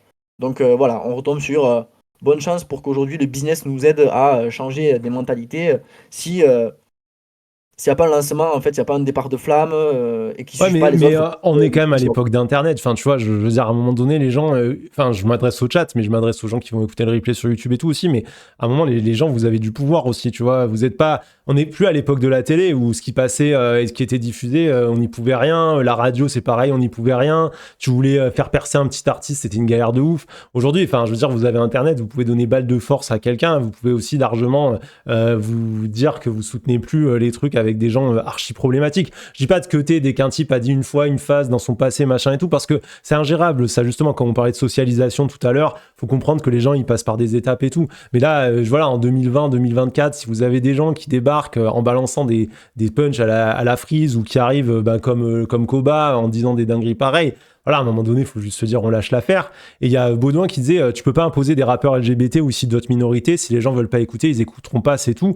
Moi, je suis pas forcément d'accord avec toi. Déjà, je parle pas d'imposer, je parle de visibiliser. Parce que tu parles des décideurs depuis tout à l'heure, TPZ, mais justement, les décideurs, ils ont ce truc de dire ah ça va pas marcher, ça va pas plaire. Mais je rappelle que c'est la même chose qu'ils ont dit ah ça va pas marcher, ah ça va pas plaire quand on leur a fait écouter Orelsan, ah ça va pas marcher, ça va pas plaire quand on leur a fait écouter PNL, ah ça va pas marcher, ça va pas plaire quand on leur a fait écouter du rap pour la première fois. Ils étaient persuadés que c'était de la musique de merde et que ça marcherait pas. Donc les décideurs on les emmerde et ensuite sur le fait que vous choisissez ce que vous écoutez, c'est pas vrai. On vous matraque des artistes, on vous sort des industries plantes sur TikTok, on vous les balance et vous les likez comme ça en mode ah c'est génial, c'est génial, c'est génial. Enfin l'industrie passe son temps à vous imposer des artistes et moi ce que je vous propose c'est juste de dire faites un peu le tri là-dedans quoi. Rendez-vous compte que des fois peut-être qu'il y a des trucs qui sont pas si bien qu'on vous fait écouter, c'est pas ouf quoi, c'est du produit marketing et à la place de ce produit marketing là aller donner de la force à des gens qui ont ne serait-ce que par leur existence en fait qui proposent un monde qui à mon avis est plus juste pour tout le monde, c'est tout et je trouve que c'est un combat de consommateur, quoi. C'est un moment de se dire, voilà, moi je vis dans un monde où je dois être un consommateur, je consomme, ok, mais comment est-ce que je peux consommer pour éviter que le monde, ça devienne, je suis désolé de le dire, mais une fosse à merde, quoi. Hein. Pardon. Mais je vois le truc comme ça, quoi. Et est-ce que dans la boîte à questions, tu es peut-être dans mon exemple des cas, attends, je vais voir, de propos problématiques? Ouais. T'as dit quoi, pardon?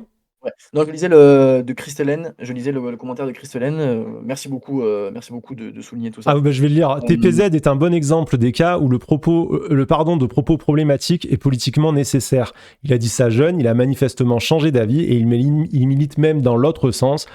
Commentaire en retard, mais j'étais au volant, pas de souci. Mais justement, je trouve que ça invalide pas ce que je viens de dire. Hein. Moi, je dis pas qu'il faut pas pardonner les gens et pas les aider à changer. Par contre, quand on parle d'artistes qui ont une énorme communauté, qui ont énormément de visibilité et qui ne demandent pas pardon. Là, je vous parle de Koba et Freeze, il demande pas pardon. Je vous redis ce qu'a dit Koba quand on lui a dit excuse-moi frérot, tu dis de la merde. Il a dit je ne cautionne pas du tout le meurtre ni l'enfant gay. Je veux dire, il est pas du tout revenu, quoi. C'est toujours de la merde. À partir de ce moment-là, si le mec il a décidé d'assumer d'être un gros connard LGBT-phobe, ok frère, t'es un gros connard LGBT-phobe, mais je comprends pas pourquoi est-ce que ce type-là devrait, enfin tu vois, tourner partout, être dans toutes les interviews, être mis en avant. Moi, ce qui m'a saoulé en fait quand j'ai découvert ça cette année, hein, c'est le bout en préparant l'interview, c'est que Koba, moi on me l'a toujours présenté comme un mec sympa, tu vois. C'est le mec sympathique, un peu marrant, nanani nana, tu vois, il est dans toutes les émissions de rap et les gros trucs de l'industrie. Tu découvres que le gars il est là, enfin je sais pas. C'est comme si demain, je découvre que, je sais pas, tel ou tel chanteur, le gars, il milite pour génération identitaire, qui se balade avec des t-shirts dehors les Arabes, quoi. Je me dirais, bon, bah non, ça me dégoûte. Et je vois pas pourquoi on devrait faire, tu vois, un traitement différent, quoi. Tu sais, il y a aussi un point, que je trouve intéressant, je me permets de s'il faut, c'est un prochain chapitre qu'on va aborder ensemble, mais on a parlé de discrimination à travers le racisme, à travers, l'homophobie, et aussi, je crois que tous les 2 on est touchés par ça. Tu viens de Marseille, on est tous les 2 touchés aussi par, même si toi ça se un peu moins, la glottophobie. Ouais, c'est un autre sujet. J'ai envie de dire, c'est moins grave, mais ça casse les couilles. C'est un autre sujet, c'est moins grave exactement, mais en fait, on en revient à il y a énormément de points où, là, faut qu'on arrive à évoluer parce que voilà, c'est vraiment quand je faisais le topo, je viens de me rappeler de ça, tu vois? De ah oui, faut qu'on parle de ça aussi. Tu vois, ce côté, sans cesse, Ouais, en fait, il y a une multitude d'oppressions. Je pense que c'est ça qui ressort de la discussion. Ouais. Dans la société dans laquelle on est, il y a une multitude d'oppressions. Et c'est pour ça qu'on parle souvent d'intersectionnalité. C'est de dire, à un moment donné, voilà, il y a du sexisme, il y a de la LGBT-phobie, il y a du racisme. Et c'est une vérité. On peut pas être tous carrés sur tout. C'est vrai. À un moment donné, c'est normal que les gens se trompent. C'est normal qu'il y ait des dérapages. Et faut se laisser de la place. Il faut laisser de la place au pardon. Il faut laisser de la place aussi à l'évolution pour que les gens puissent changer. Souvent, on accuse la gauche d'être la cancel culture, mais à gauche, enfin, je veux dire, quand moi je dis que je veux pas que Koba il tourne en festival, je dis bien le Koba qui ne s'excuse pas, qui ne revient pas sur ses propos, etc. Si demain le mec fait amende honorable, je pense un bon exemple de ça pour moi c'est Orelsan. Tu vois, Orelsan il a sorti Sale pute, la chanson elle a fait scandale, il en a pris plein la gueule, mais à un moment a raison aussi. Enfin, je veux dire, quand tu vois le nombre de féminicides en France, je comprends que Sale pute ça tombe un peu de travers pour des personnes qui militent et qui se battent contre ça. D'un autre côté, bon la chanson il l'a retirée de l'album, il a plus jamais, je crois qu'il a même jamais joué sur scène. En fait, tu vois, genre, Ouais, il y a une on amende va parler honorable quoi. Orelsan, tout comme moi, mais après, ça la fout parce que du coup, je suis concerné, donc voilà, t'as compris, ce serait pas à moi de le dire. Mais la vérité, j'insiste à merci, merci, que ce soit Mathieu ou même la communauté, mais tout comme celle de Dany Raz et compagnie, en fait, merci à vous, des personnes influentes et politico-influentes, d'ouvrir finalement les bras à nous autres qui reconnaissons, qui admettons, qui mettons le genou à terre en mode ben maintenant on va se relever différemment et juste faut assumer ce qu'il y a à assumer et rejoindre nos nouveaux frères d'armes pour dire ça avec une allégorie euh, cinématographique. En fait, c'est juste à un moment donné, putain, mais moi je l'ai vu avec la sortie de la vidéo, comment ça fait du bien à des gens. On est beaucoup à culpabiliser, à avoir honte et en fait, à ne pas extérioriser ce côté où on est beau. En fait, la façon, Paris, c'est pas la France. Oui, il y a je sais pas combien de millions d'habitants, pareil pour les métropoles, mais il y a plein de gens, on a bougé comme moi, tu vois, j'ai bougé en métropole, mais la vérité, on vient de la campagne et on a besoin d'être accompagné dans cette paix intérieure parce qu'on sera d'autant plus fort à vos côtés, tu vois, en ayant passé de confus à convaincu. On sera d'autant plus pertinent, d'autant plus solide. Moi, finalement, ce qui s'est passé en début d'année, ça m'a solidifié. Je me dis aujourd'hui, j'ai envie de porter cette parole-là. Eh, c'est fait, machin, tout ça. Viens maintenant, j'essaye de décupler dans le sens positif tout ce que je peux en tirer. Donc déjà que j'étais un petit peu le gars qui vient mettre sur la carte qui viennent décentraliser le rap game, même le YouTube game, tout simplement, où tout le monde fuit à Paris et tout se lisse, t'as capté. Et bien, même sur l'aspect aujourd'hui politique, euh, ce qui est le plus au cœur des débats, mais même là aussi, il faut que je me positionne et que je puisse incarner au final qui je suis, parce que je te le dis encore une fois, un jeune comme ça, de 24 piges, qui vient de la Cambrousse, qui est passé d'un milieu à un autre qui s'est construit différemment, ben, ça court pas les rues, surtout sur Internet. T'ajoutes l'accent du Sud au milieu, il n'y en a pas encore non plus. Il n'y en a pas, il y en a pas bien plus. Donc tu vois, il faut juste qu'il y ait des gens où les autres, en fait, ils peuvent se dire, ok, on se ressemble, Mm. je vais être plus à même à l'écouter, à... Frère, qu'est-ce que tu veux écouter? On se redit des députés parisiens qui n'ont jamais travaillé de leur vie, qui sont jamais venus sur nos terres, si ce n'est pour serrer des mains en plein... Non, ça marche pas comme ça. Et franchement, voilà, tu fais partie de ceux d'ailleurs qui rendent la gauche beaucoup plus fédératrice, beaucoup plus accueillante, accessible. Ah, c'est Et je gentil. pense que, je pense que en vrai, c'est ça le futur. Alors, moi, je suis un nouvel arrivant par rapport à ceux qui sont de naissance engagés en ce sens, qui sont purs militants. Putain, Mais mais ça franchement, existe pas, ça. Enfin, pardon, mais voilà, non, j'insiste, mais c'est mais pour ça, c'était ironique. ouais, je sais. Non, mais Là, il y a des gens peut-être qui le croient, tu vois, mais vraiment le oui, militant ceux qui sont nés, pur qui sont nés à grain, Paris, qui ont des parents hyper intellectuels, qui ont toujours été, voilà. C'est bah, encore une fois, on est ils tous comme seront ça. classistes, ils seront glottophobes, ils seront peut-être pas C'est moins la racistes, mais ils le seront d'une autre manière. Enfin, tu vois. Moi, justement, je crois aussi qu'il faut qu'on dise la vérité. C'est qu'il y a des milieux qui croient qu'ils sont pas oppressifs alors qu'ils le sont à fond. Et c'est pas parce que vous êtes des bourgeois et que vous avez les bons mots et que vous avez lu les grands livres et que vous croyez que vous avez des valeurs que votre condescendance, c'est du racisme aussi, tu vois. Le mec qui arrive, comme on en parlait dans la ruralité, quoi, tu vois. Le mec de gauche qui arrive dans la ruralité en venant de Paris, en ayant fait des grandes études, en n'ayant jamais vécu là-dedans, qui explique aux paysans du coin et aux travailleurs et travailleuses du coin qui va les sauver. Enfin, je veux dire, c'est condescendant, c'est classiste, c'est tout ce que vous voulez. De ça la marche même pas, ça manière que marche pas. Ouais, Ils savent pas parler. les mecs qui vont dans les quartiers en disant ah ouais je vais sauver les gens nanana, enfin c'est la même chose, c'est une autre forme de racisme et c'est une autre forme de discrimination et ça c'est des choses sur lesquelles ouais ça doit changer, ça je suis 100% d'accord, je suis 100% d'accord avec toi. Je pense que la gauche elle gagnera à, je sais pas comment dire, mais à être Peut-être plus plus proche représentative. voilà, voilà, plus représentatif, c'est ça. En fait, à un moment donné, dans les rangs, tu vois, il faut qu'on sorte. Vraiment, je pense que il faut sortir du politico-politique, là. Il faut Hum, prendre des gars du terrain, des gens qui savent parler, surtout des gens, en fait, mais gros, je t'ai dit, c'est une sorte de légitimité à se dire non, non, parce que c'est compliqué aujourd'hui. Le discours n'existe pas entre un campagnard, le paysan et le député d'une métropole de gauche. En fait, y a aucun discours possible, ça ne parle pas la même langue. hum. C'est ça qui est dommage, c'est que ça parle pas la même langue. Donc il faut des interlocuteurs beaucoup plus intelligents sur ça. On va savoir comment leur parler, on a des références communes. Et Tu peut-être là, peux il y a un parler. message important à passer, c'est de dire, enfin, comme toi tu l'as fait, comme moi je l'ai fait, c'est-à-dire n'ayez pas peur de prendre la parole en fait. Parce que Oui, n'attendez pas de vous sentir, parce que souvent quand on vient d'un milieu un peu comme ça, pas forcément légitime, on a l'impression que qu'on va mal parler, qu'on va mal dire, que on n'est jamais assez près, que les autres sont meilleurs, que les autres ils savent plus. Et en fait, si vous attendez le moment où vous vous sentirez parfaitement prêt, vous allez jamais parler, vous allez jamais rien dire, et il y aura 20 connards qui ont rien à dire sur votre propre monde qui vont venir parler à votre place. Et donc, du coup, prenez la place, prenez la parole et essayez. Au pire, vous vous ratez, au pire, vous parlez à 10 personnes, mais c'est pas grave. Dans les 10 personnes, il y en a peut-être une que vous allez aider à changer complètement sa vie et ça va révolutionner son ouais, existence. Comme toi, certaines rencontres ont révolutionné la tienne. Et du coup, je pense qu'il faut vraiment encourager les gens, notamment si vous venez d'un milieu minoritaire d'une manière ou d'une autre, que ce soit par la pauvreté, que ce soit par le racisme, le genre, la sexualité ou quoi, mais parlez, n'ayez pas honte, n'ayez pas peur et n'attendez pas que ce soit parfait. Prenez le risque de vous tromper, vous n'êtes pas moins légitime que d'autres. c'est ça. Et en fait, chacun est légitime à sa manière sur différents sujets. Genre, moi, de base, je suis théoriquement archi pas légitime à parler Peura. Pourtant, quand on fait le tour, je viens d'une classe populaire très modeste et je peux Mhm. quand même en parler à ma manière de certaines choses parce que je m'y suis senti représenté, tout simplement aussi. Faut arrêter de croire que parce que je suis à la campagne, fait genre là, déjà non, non, ils croient pas ça, les gens, au contraire, ils nous rabaissent tout le temps. Mais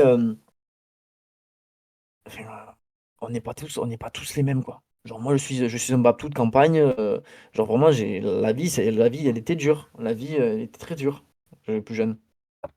Bon, pour changer un peu de Financièrement, sujet, également. pardon, je ne sais pas si vous voulez continuer sur ça, mais je me Non, dis non, ça, non, ça c'est fait bon, c'est longtemps bon. et peut-être voilà, pour pas que tu te sois coincé non plus sur toutes les polémiques, racisme, machin et tout, voilà, on a fait le tour, je pense qu'on a dit ce qu'on pouvait dire sur la question. Alors, il y a quelqu'un qui demande, est-ce que tu pourrais glisser un mot sur le corporatisme de la critique rap sur YouTube?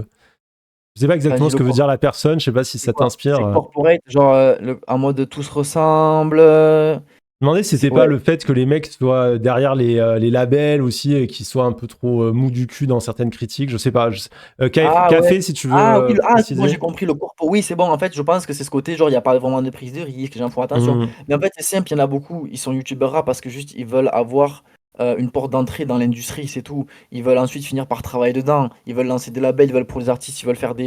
En fait, ils veulent juste dealer avec l'industrie. J'en connais pas Hmm. beaucoup, sauf peut-être même, tu vois, peut-être Jayno, tu vois.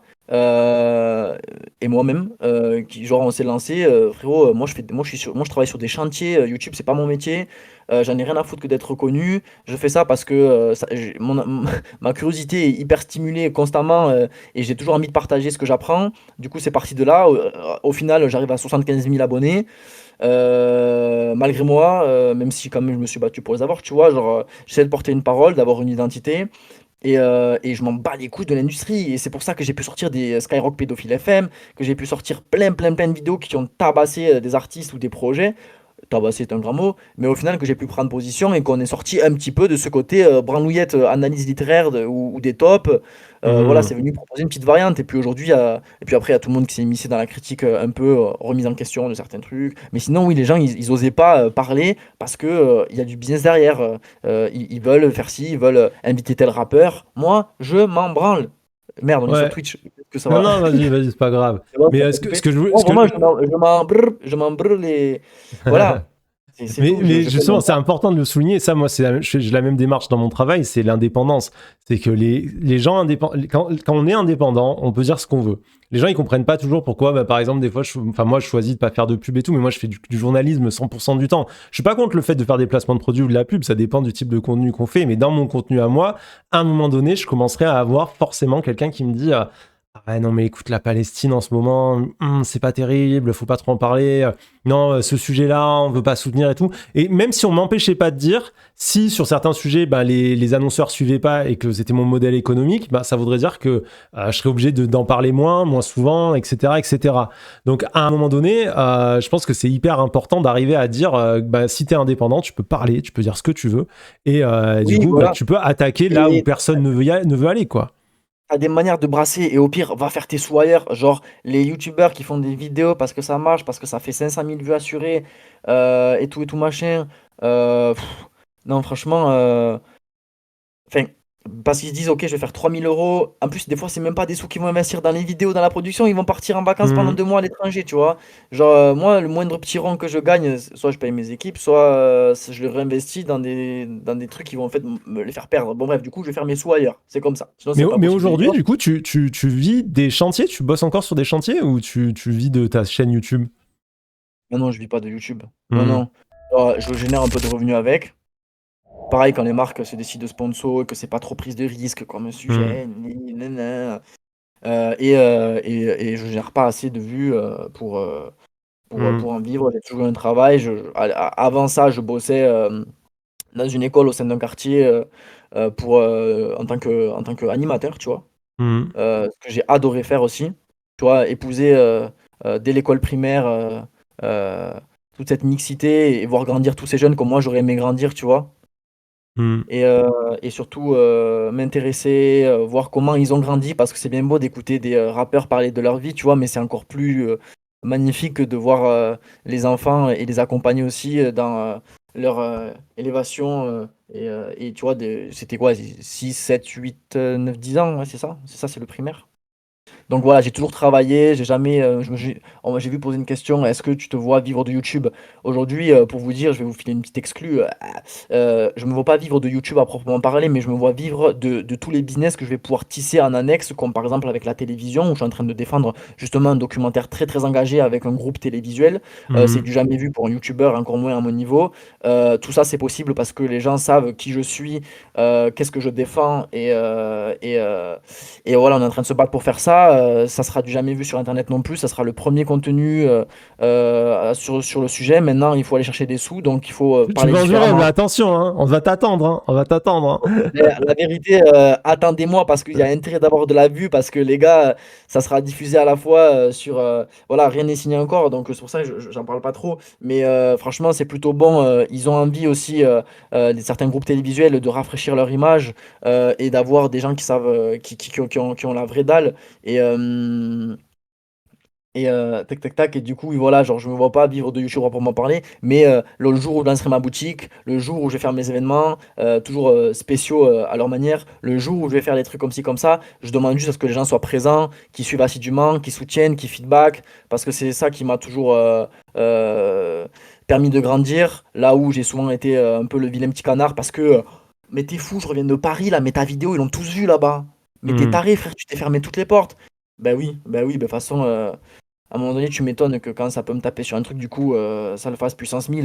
Fait à un moment donné, voilà, je me prends que le revers de la médaille Oui, et puis c'est ça, pas grave aujourd'hui. peut-être message aux gens, autre message, mais c'est soutenez les prises de risque, quoi. C'est pas la même chose Ouais, de faire le travail d'investigation que tu fais. Comme tu dis, t'es pas Élise Lucet, mais quand même, tu creuses des sujets, tu dénonces, tu essaies de parler de merci problèmes, tu Elmer essaies de Sticker. pointer des trucs du doigt. Pardon?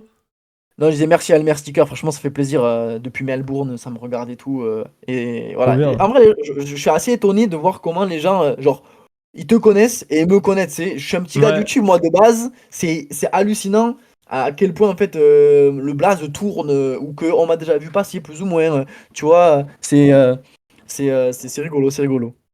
Ouais, bah c'est bien, mais je pense que ça montre que voilà, le travail de qualité, il est fait. Et justement, comprenez la différence. Je dis pas que c'est pas bien le divertissement et tout, il y en a et il en faut. mais à un moment donné, faites la différence entre du contenu de divertissement et du contenu d'information. Rendez-vous compte du travail que ça demande, le contenu d'information, le temps qu'on y passe, le temps qui est demandé pour écrire, pour vérifier les infos, pour trouver des interlocuteurs ou des intervenants dans une émission, la filmer, la monter, la diffuser. Et soutenez ça, quoi. Soutenez le travail de qualité. Soyez le spectateur de la télé que vous avez envie de voir et du Voilà, c'est divertissement que ça, vous avez c'est envie de ça. voir. Je pense que Dites-vous c'est qu'on est archi beaucoup sur important. internet. On est beaucoup sur internet et notamment aussi Mathieu, puisqu'on a discuté un peu en off avant Mm. cela. C'est, assez original d'ailleurs la façon dont, on a pris connaissance l'un de l'autre. Mais ce que je disais à Mathieu, genre, on est d'accord là-dessus. Nous, on fait en fait sur YouTube parce que c'est gratuit de faire ça sur YouTube. Enfin, du moins tu capté, gratuit, Mm. ça c'est un petit coût fixe, mais voilà.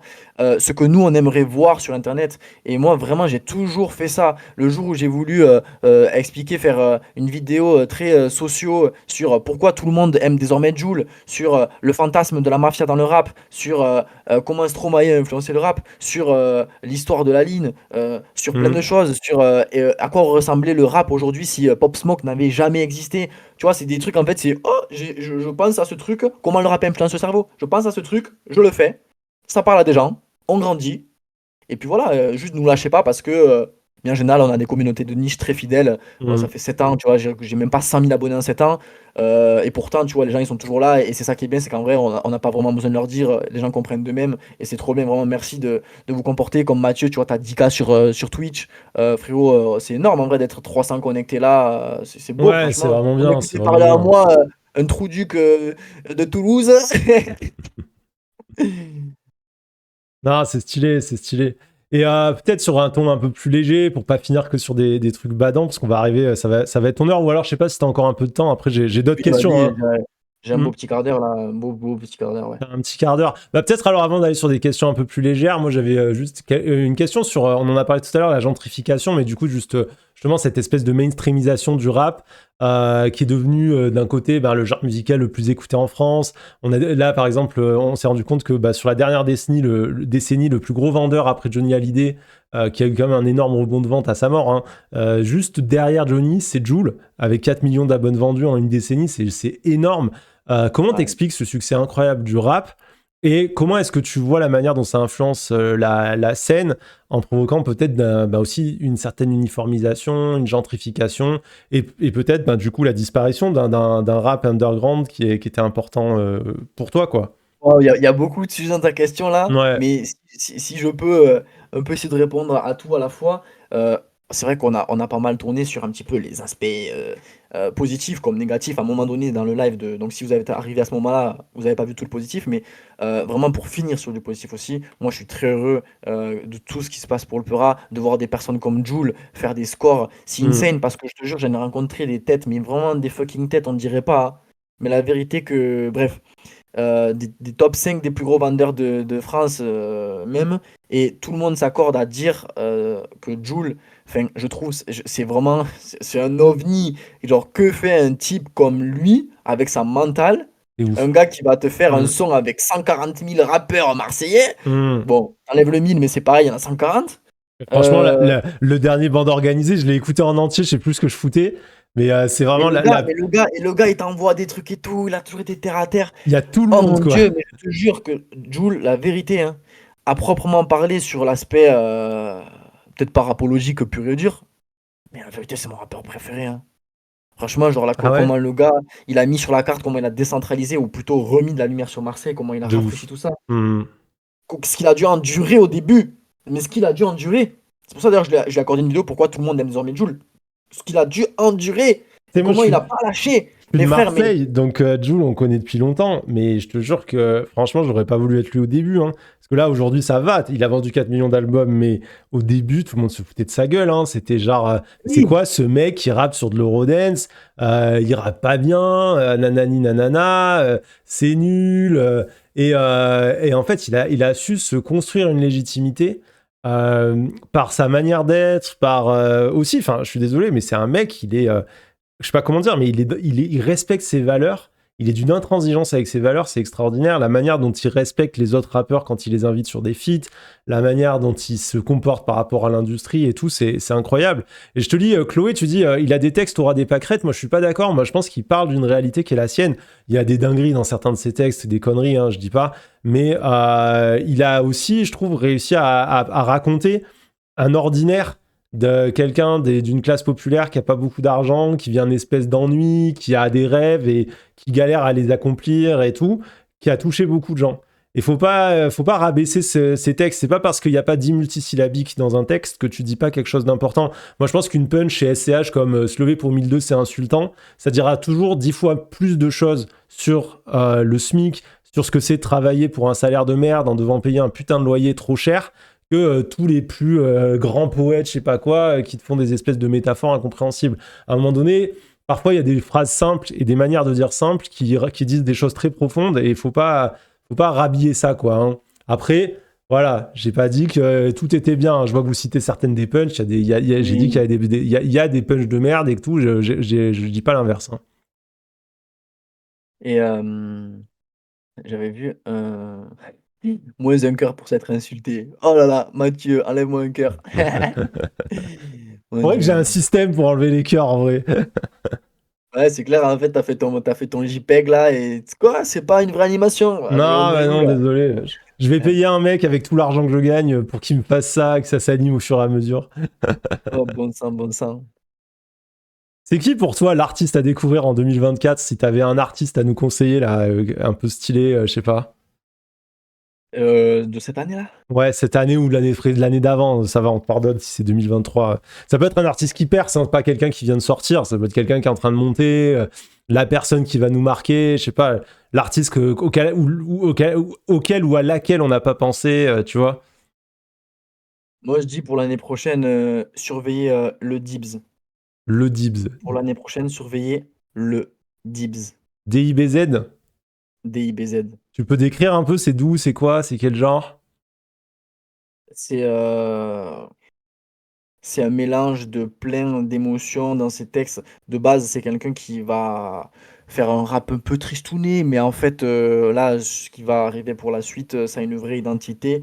Il y a des bah, il y a un peu gore en plein milieu, il y a du rap sale, il y a de la mélo, il y a de l'intrigant. En fait, c'est un peu un délire cinématographique vers quoi il tend. Genre, j'ai écouté, j'ai eu des frissons, ça faisait longtemps que j'avais pas eu de frissons, tu vois, Hmm. sans non plus rentrer dans la branlouillette artistique, encore une fois.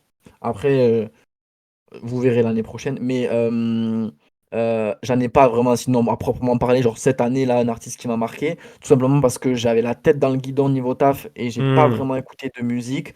Vous allez voir aussi pourquoi j'ai pas vraiment écouté de musique avec la prochaine vidéo sur pourquoi on est tous accros à la musique. Euh, je fais ma pub. Là, s'il y a 200 personnes là, Fais-toi avec plaisir. 6 mecs qui ne connaissent pas, on passe les 75 000 en direct sur YouTube. Ah, vas-y, Et du vas-y. coup, j'ai pas vraiment de tête en fait. Parce qu'aussi, je me suis senti bien saturé par le marché. Je me suis pas retrouvé cette année dans le Peura. Après, j'en ai parlé à plein de collègues. C'est un peu le Pareil. cas. Autant le rap américain, j'ai bien suivi ce qui s'est passé. Autant le français, franchement, j'ai eu du mal à, tu sais, j'ai eu du mal à C'est la m'accrocher. gueule de bois, on est d'accord là en ce moment, hein, c'est compliqué. Hein. Moi, Ouais, en fait, il y a tellement de choses. Tu peux sélectionner. J'ai découvert, c'est simple, tu vois, genre, je vais te citer quelques bases que j'ai mis en favori. Giuseppe. Mais je me rends compte. Ouais, si, en vrai, il y a un bon son qui est sorti cette année, c'est Borderline de Rilo et d'Iliès que je me suis fracassé la tête. Bébé Jacques, en vrai, Bébé Jacques, je pense que c'est peut-être mon artiste de l'année parce que ouais. très bon, bonne Tu sais que sortie. moi, je l'avais raté de ouf. Genre, mais je l'ai vu même passer dans l'émission Netflix et tout. J'avais pas accroché, je l'avais découvert avant, j'avais pas accroché sur Netflix, j'avais pas accroché, la hype après, j'ai pas accroché. Et c'est vraiment cette année que j'ai enfin pris le truc. J'ai mis vraiment tellement de temps à monter dans le Ouais, train. ouais. J'étais Là, je genre vois en ça mode. cite Tiff. Et Je là, vois ça cite Tiff. Tiff, c'est ma révélation de l'année dernière, perso. Tiff Mais ouais, sourd, ouais, ouais. Mais Tiff, pour moi, en fait, c'est bien, mais c'est pas un truc qui me fait la même claque artistique que ce que Bébé Jacques m'a fait là, tu vois, récemment, où je me suis dit, ah ouais, ouais, ok, là, il y a une vraie proposition. Je peux écouter un album en no skip d'un bout à l'autre, ça me touche. Euh, mais après, en même temps, c'est bizarre à dire parce que c'est quand même un peu nouveau, Bébé Jacques, mais c'est déjà presque vieux, tu vois ce que je veux dire? Et ouais, j'ai l'impression, tu vois, qu'il y a un truc qui, je sais pas, il y a eu un moment, il y a eu une effervescence à un moment dans le rap, et qui là, je pense aussi ça vient avec la mainstreamisation, le côté tout le monde veut percer, tout le monde veut faire des tubes et tout, mais c'est vrai que c'est ça. Moi, je me suis pas retrouvé là. Peut-être SCH, là, avec son Julius 3 qui va me mettre la claque que j'attends, mais on On verra. verra, mais tu vois, moi, tu vois, typiquement, les anciens comme ça, genre Goth, la Goth de Nino Niska. Non, mais non. Non, mais ça, c'est pas Mais tu vois, possible, c'est hein. dur. En vrai, c'est dur. Et tu sais qu'en plus, tu sais, quand t'as connu, on te souhaite de passer les 100K cette année. Merci. Oh, ça va être compliqué, il reste que 2 mois. On sait jamais avec la prochaine vidéo, sur malentendu. Le prochain feat aussi. On m'invite en feat d'ailleurs. C'est très cool, ça va arriver bientôt. Trop bien. Mais ouais, c'est compliqué. Tu vois, t'es là, t'as connu les artistes à leur prime. Et là, tu les vois, hein. Tu te dis, waouh, attends, c'est Mm. un album commun. Putain. Tu vois, donc au final, franchement. Vas-y, je suis bien à écouter l'ama piano. J'écoute beaucoup d'ama piano, afrobeat, reggaeton en ce moment. Ouais, J'écoute vraiment aussi de la pop internationale. Vas-y, le rap, c'est bien. Et puis au pire, j'ai des collègues qui vont toujours me mettre un petit son underground là que je vais kiffer sur le coup. Mais, euh, mais ouais, ouais, ouais. Non, après, beaucoup, on dirait pas, mais j'ai beaucoup travaillé cette année et surtout ouais. préparé l'année prochaine. Donc, j'ai pas eu le temps d'écouter de musique. Et peut-être Plus, j'ai t'as fait mon raison entourage. sur un truc, c'est quand on est trop dans un genre, finalement on en est à atteindre des trucs de ouf. Moi j'ai été beaucoup dans l'électro à une époque, moi je viens de la scène des free parties, donc tu sais c'est des trucs en forêt, un peu, voilà, c'est un peu sauvage, tu vois. Et après j'ai été beaucoup dans l'électro et pendant une époque il y avait vraiment tout qui était fou. Et après j'étais blasé, tu vois, mais c'était moi aussi, c'est pas que l'électro proposait plus rien. Et je suis revenu au rap, qui était le genre que j'écoutais quand j'étais au collège, primaire, tu vois, et que j'avais cassé un peu au lycée pour écouter justement du hardcore, des trucs comme ça. Et je suis revenu au rap, et là, j'avais l'impression que tout était fou dans le rap, parce que Ouais. j'arrivais. Et puis en plus, je suis arrivé en 2015, je suis revenu dans le rap en 2015, SCH, PNL, la totale, tu Mais, vois. Mais tu sais que ça fait du bien, justement, on discute ça avec une amie qui est beaucoup plus âgée, qui a 31 ans, tu vois, qui a déjà vécu ces phases de bon, là, elle en a marre. Pourtant, plus groupie de Kendrick Lamar. Après, je pense qu'elle a toujours écouté Kendrick Lamar en vrai, même si Hmm. quand elle a pris un peu de recul avec le rap. Mais tu vois, genre, vraiment, juste, à un moment donné, on sature, on a besoin de voir autre chose. Et du coup, la prochaine vidéo, par ailleurs, j'en profite pour expliquer un peu parce que ça fait écho Hmm. à ça. Voilà, c'est pourquoi on est à tout accro à la musique. Et en fait, ça vient aussi en conséquence, comme sujet, de ce que je me suis rendu compte en m'obligeant à passer 60 jours sans écouter de musique. Donc, c'était Ok. très dur. Euh, le jour où, ben, les 60 jours après, quand j'ai relancé un son opéra, c'était d'ailleurs le Grunt avec le Grunt de Lille 59 là, avec Ben PLG, BK, Resto. Ok, pas mal. Euh, L'oreille. Là, je me suis dit, en fait, ce défi, il vient aussi parce que je saturais. Je me suis dit, stop, stop, stop, stop, stop. J'écoute 6 heures de musique par jour. Ouais. C'est pas normal, c'est pas possible. Passive comme active, c'est inhumain. Je suis saturé, boum, je braque. Et je te jure, quand je me suis remis à écouter du rap 2 mois après, j'ai eu l'impression de, je sais pas, de redécouvrir. Ah Et ouais. donc, aujourd'hui, je mets un peu le rap de côté, je me fais des petites pics d'adrénaline comme ça, Là, où tu me donnes envie un j'écoute. peu, en fait, là, tu sais, d'arrêter pour juste retrouver la sensation au moment où tu réécoutes un truc et tu sais que ça te remplit, là, d'un coup, et que vraiment, c'est comme je sais Désolé, pas, j'ai blessé ce que j'ai dit un peu plus âgé, mais parce que j'ai 24 ans aussi, donc c'est pour ça que je dis un peu plus âgé. Oui, frérot, beaucoup, quand beaucoup. t'as dit, elle est plus vieille, elle a 31 ans, t'as buté la moitié du chat. Je te le dis, et moi, compris, j'ai 33 ans, j'étais là comme ça, j'étais là, bon, bah, ok. Il y a un petit bonhomme en Ouais, moi qui a mais fait Harakiri qui est mort, j'étais là, tu vois, bon, bah, c'est moi, la je suis un vie. minot. Je suis un minot, on parlait de corporate tout à l'heure et de questions aussi sur me sentir exclu, frère aussi. On va dire les termes. Je suis un petit gars. Je suis pas trop la génération des autres vidéastes, c'est compliqué. Ils me voient un peu en bizarre parce que voilà, Hmm. c'est les égos. Bref, hop, on reboucle. Mais voilà, et franchement, j'invite tout le monde à tenter au moins de passer un mois, mais vraiment un mois sans musique. Jamais je Je pourrais, vous moi. jure, vous allez péter votre tête. Du coup, j'ai écrit un journal de bord. Ben, ça sera la prochaine vidéo de toute façon. Ah, j'ai hâte de Et au voir, final, hein. ça amène à. C'est bien, hein, super projet, hein. Voilà, et c'est ça, ça va ressembler à ça d'ailleurs 2025. En gros, la chaîne, ça va être vraiment des trucs farfelus comme ça, insolites. Il y Et a les toujours vieux avec du un peu de chat rap qui au milieu. t'envoient un message, ils t'attendent sur le parking du Auchan à 23 h demain. Je suis désolé, tu sais, Lequel? tête à Il y en a tête. plusieurs autour de Toulouse au champ. C'est quoi tes sons feel good en ce moment? C'est quoi que t'écoutes les trucs un peu là quand t'as envie de te sentir bien je te laisse le temps de chercher, je vous donne ma reco feel good du moment. Moi, j'écoute le banger de Jean Jass sur YouTube. En gros, c'est les mecs de Légende Industrie, donc Chrono Music, Pandrez et tout, qui font venir un musicien, ils font un morceau avec lui. Et après, ils font une session live avec d'autres musiciens. Ils sont dans une espèce de cave. Ils ont beaucoup fumé, on va pas se mentir. Tout le monde est un peu voilà, très détendu. Et ils en ont fait un avec Jean Jass. Je les écoute tous, mais celui avec Jean Jass, je l'ai trouvé génial. Il est vraiment trop bien. Et je sais pas, je pense son flow avec les sonorités un peu jazzy, c'est des vrais musiciens, donc ils sont là, batterie, trompette et tout, là. Et moi, c'est mon truc feel good en ce moment. Quand j'ai un petit coup de mou, là, je l'écoute en entier. Ça doit durer 15 minutes en tout. Et Ouais. ça fait trop plaisir. C'est le banger de Jean Jass. Donc Jean Jass comme Jean et Jazz J-A-S-S et banger comme B-A-N-G Ouais, vous savez, sur la chaîne B-A-N-G-E-R. Légende d'Industrie, je pense que c'est là-dessus qu'il avait mis. Ouais. Bah, je dis pas les gens d'industrie parce que les gens d'industrie, ils ont 5 comptes YouTube différents. C'est jamais lequel est lequel. Ouais, c'est vrai, c'est vrai. C'est vrai, c'est vrai. C'est vrai, ouais, mon morceau Feel Good. En vrai, à ce moment, j'aime bien streamer Rien à perdre de Whistler. Ok. C'est un Toulousain. Un Toulousain, je pense que c'est là, je vous cite un morceau, il n'y a même pas 1000 streams, les gars. Et un truc un peu plus populaire, Je me le note. Feel Good, c'est de la pop, c'est It's Okay, I'm Okay de Tate McRae. C'est vraiment de la pop, ça fait It's okay, I'm okay. I'm okay, I'm okay. Hein? Tu le fais bien. Hein.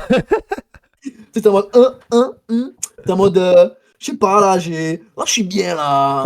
Là je sens que j'ai la goût d'énergie. Après pour parler peura, il y a Bitches et Riyad. La bitch elle a sauté, croquet, coquet, croque-topé. Ouais. Donne-moi les impôts sur 3 piges, hein? Je vais y arriver. Ouais, je vous fais une imitation de Bébé Jacques. Bébé Jacques. Et franchement, avec les lunettes et le bob, j'y étais là. J'étais là, mais c'est Bébé Jacques. Ah, depuis le début. Là mon fuck la fin, hein? Putain, mais tu le fais bien, hein. Tu le fais Et bien. oui, bah oui, imitateur officiel. Mais aussi, il y avait The Forest à mixer mes petits biscuits. Voilà, comme ça, je vous ai tout donné. Il y a du rap, de la pop, de l'électro. Voilà, mais sans. Mais ouais, je fais bien. Hein, je rêve d'aller jusqu'à Cincinnati. Fuck. Mais t'as bien les pauses. Moi, c'est ça que j'aime bien. Parce qu'il a vraiment ce truc. Non, non, non, non, non, non. L'imitation est folle. Mais si vous voulez, je vous fais Booba aussi. Bref. Ah, vas-y, fais Booba, fais Booba. Booba avec autotune ou sans autotune? Comme tu veux. Booba sans autotune. Rap apocalyptique. À la base, c'était bédard et bavardage. Voilà, ça, c'est un truc récent. Après, il y a quoi? Il y a. Peu comme c'est demoiselle. C'est parce qu'on attend d'elle. Ah, là, ouais, là, je l'ai. Là, je l'ai. Le premier, j'étais pas sûr. Après, il y a. Euse. Ça part en live, ça a des cubes d'hier soir. Ça va en couille. Ça va en couille. Je profite de ta gueule de bois, là. Je te pousse. Mon Dieu. J'ai plus d'images que le son. Et franchement, sur Bébé Jacques, t'as l'image, le son, il y a tout qui marche. Hein. Vraiment. L'interview, je vais mettre en vignette YouTube, je vais mettre interview Bébé Jacques. Et je vais mettre ta. Ils sauront pas. Ouvert de Sky, réduit par la culture après de Sky. Non. Moi, je dis ça passe, personne saura. Hein? Personne saura que c'est pas Bébé Jacques, hein. Impossible. Non. On vous a jamais vu tous les deux dans la même pièce en plus.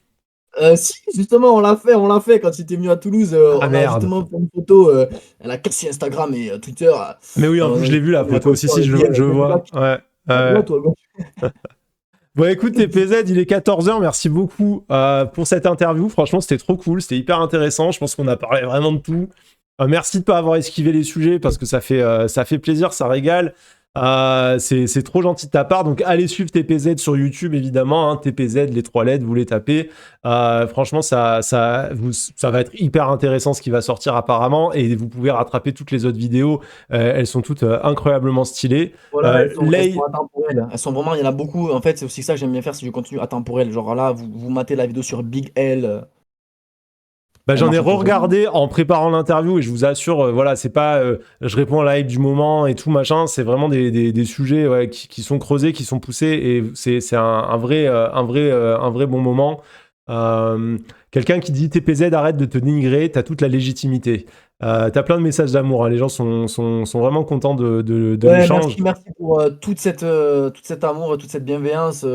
À travers le chat, franchement, je vous dis, ça fait très très plaisir. Ce début d'année n'a pas été facile. C'est compliqué. Autant quand je fais mes vidéos contre le XD, je m'en bats les couilles d'être insulté par des fleurs de lys en commentaire de collabos, j'en sais trop rien, ou de gauchias.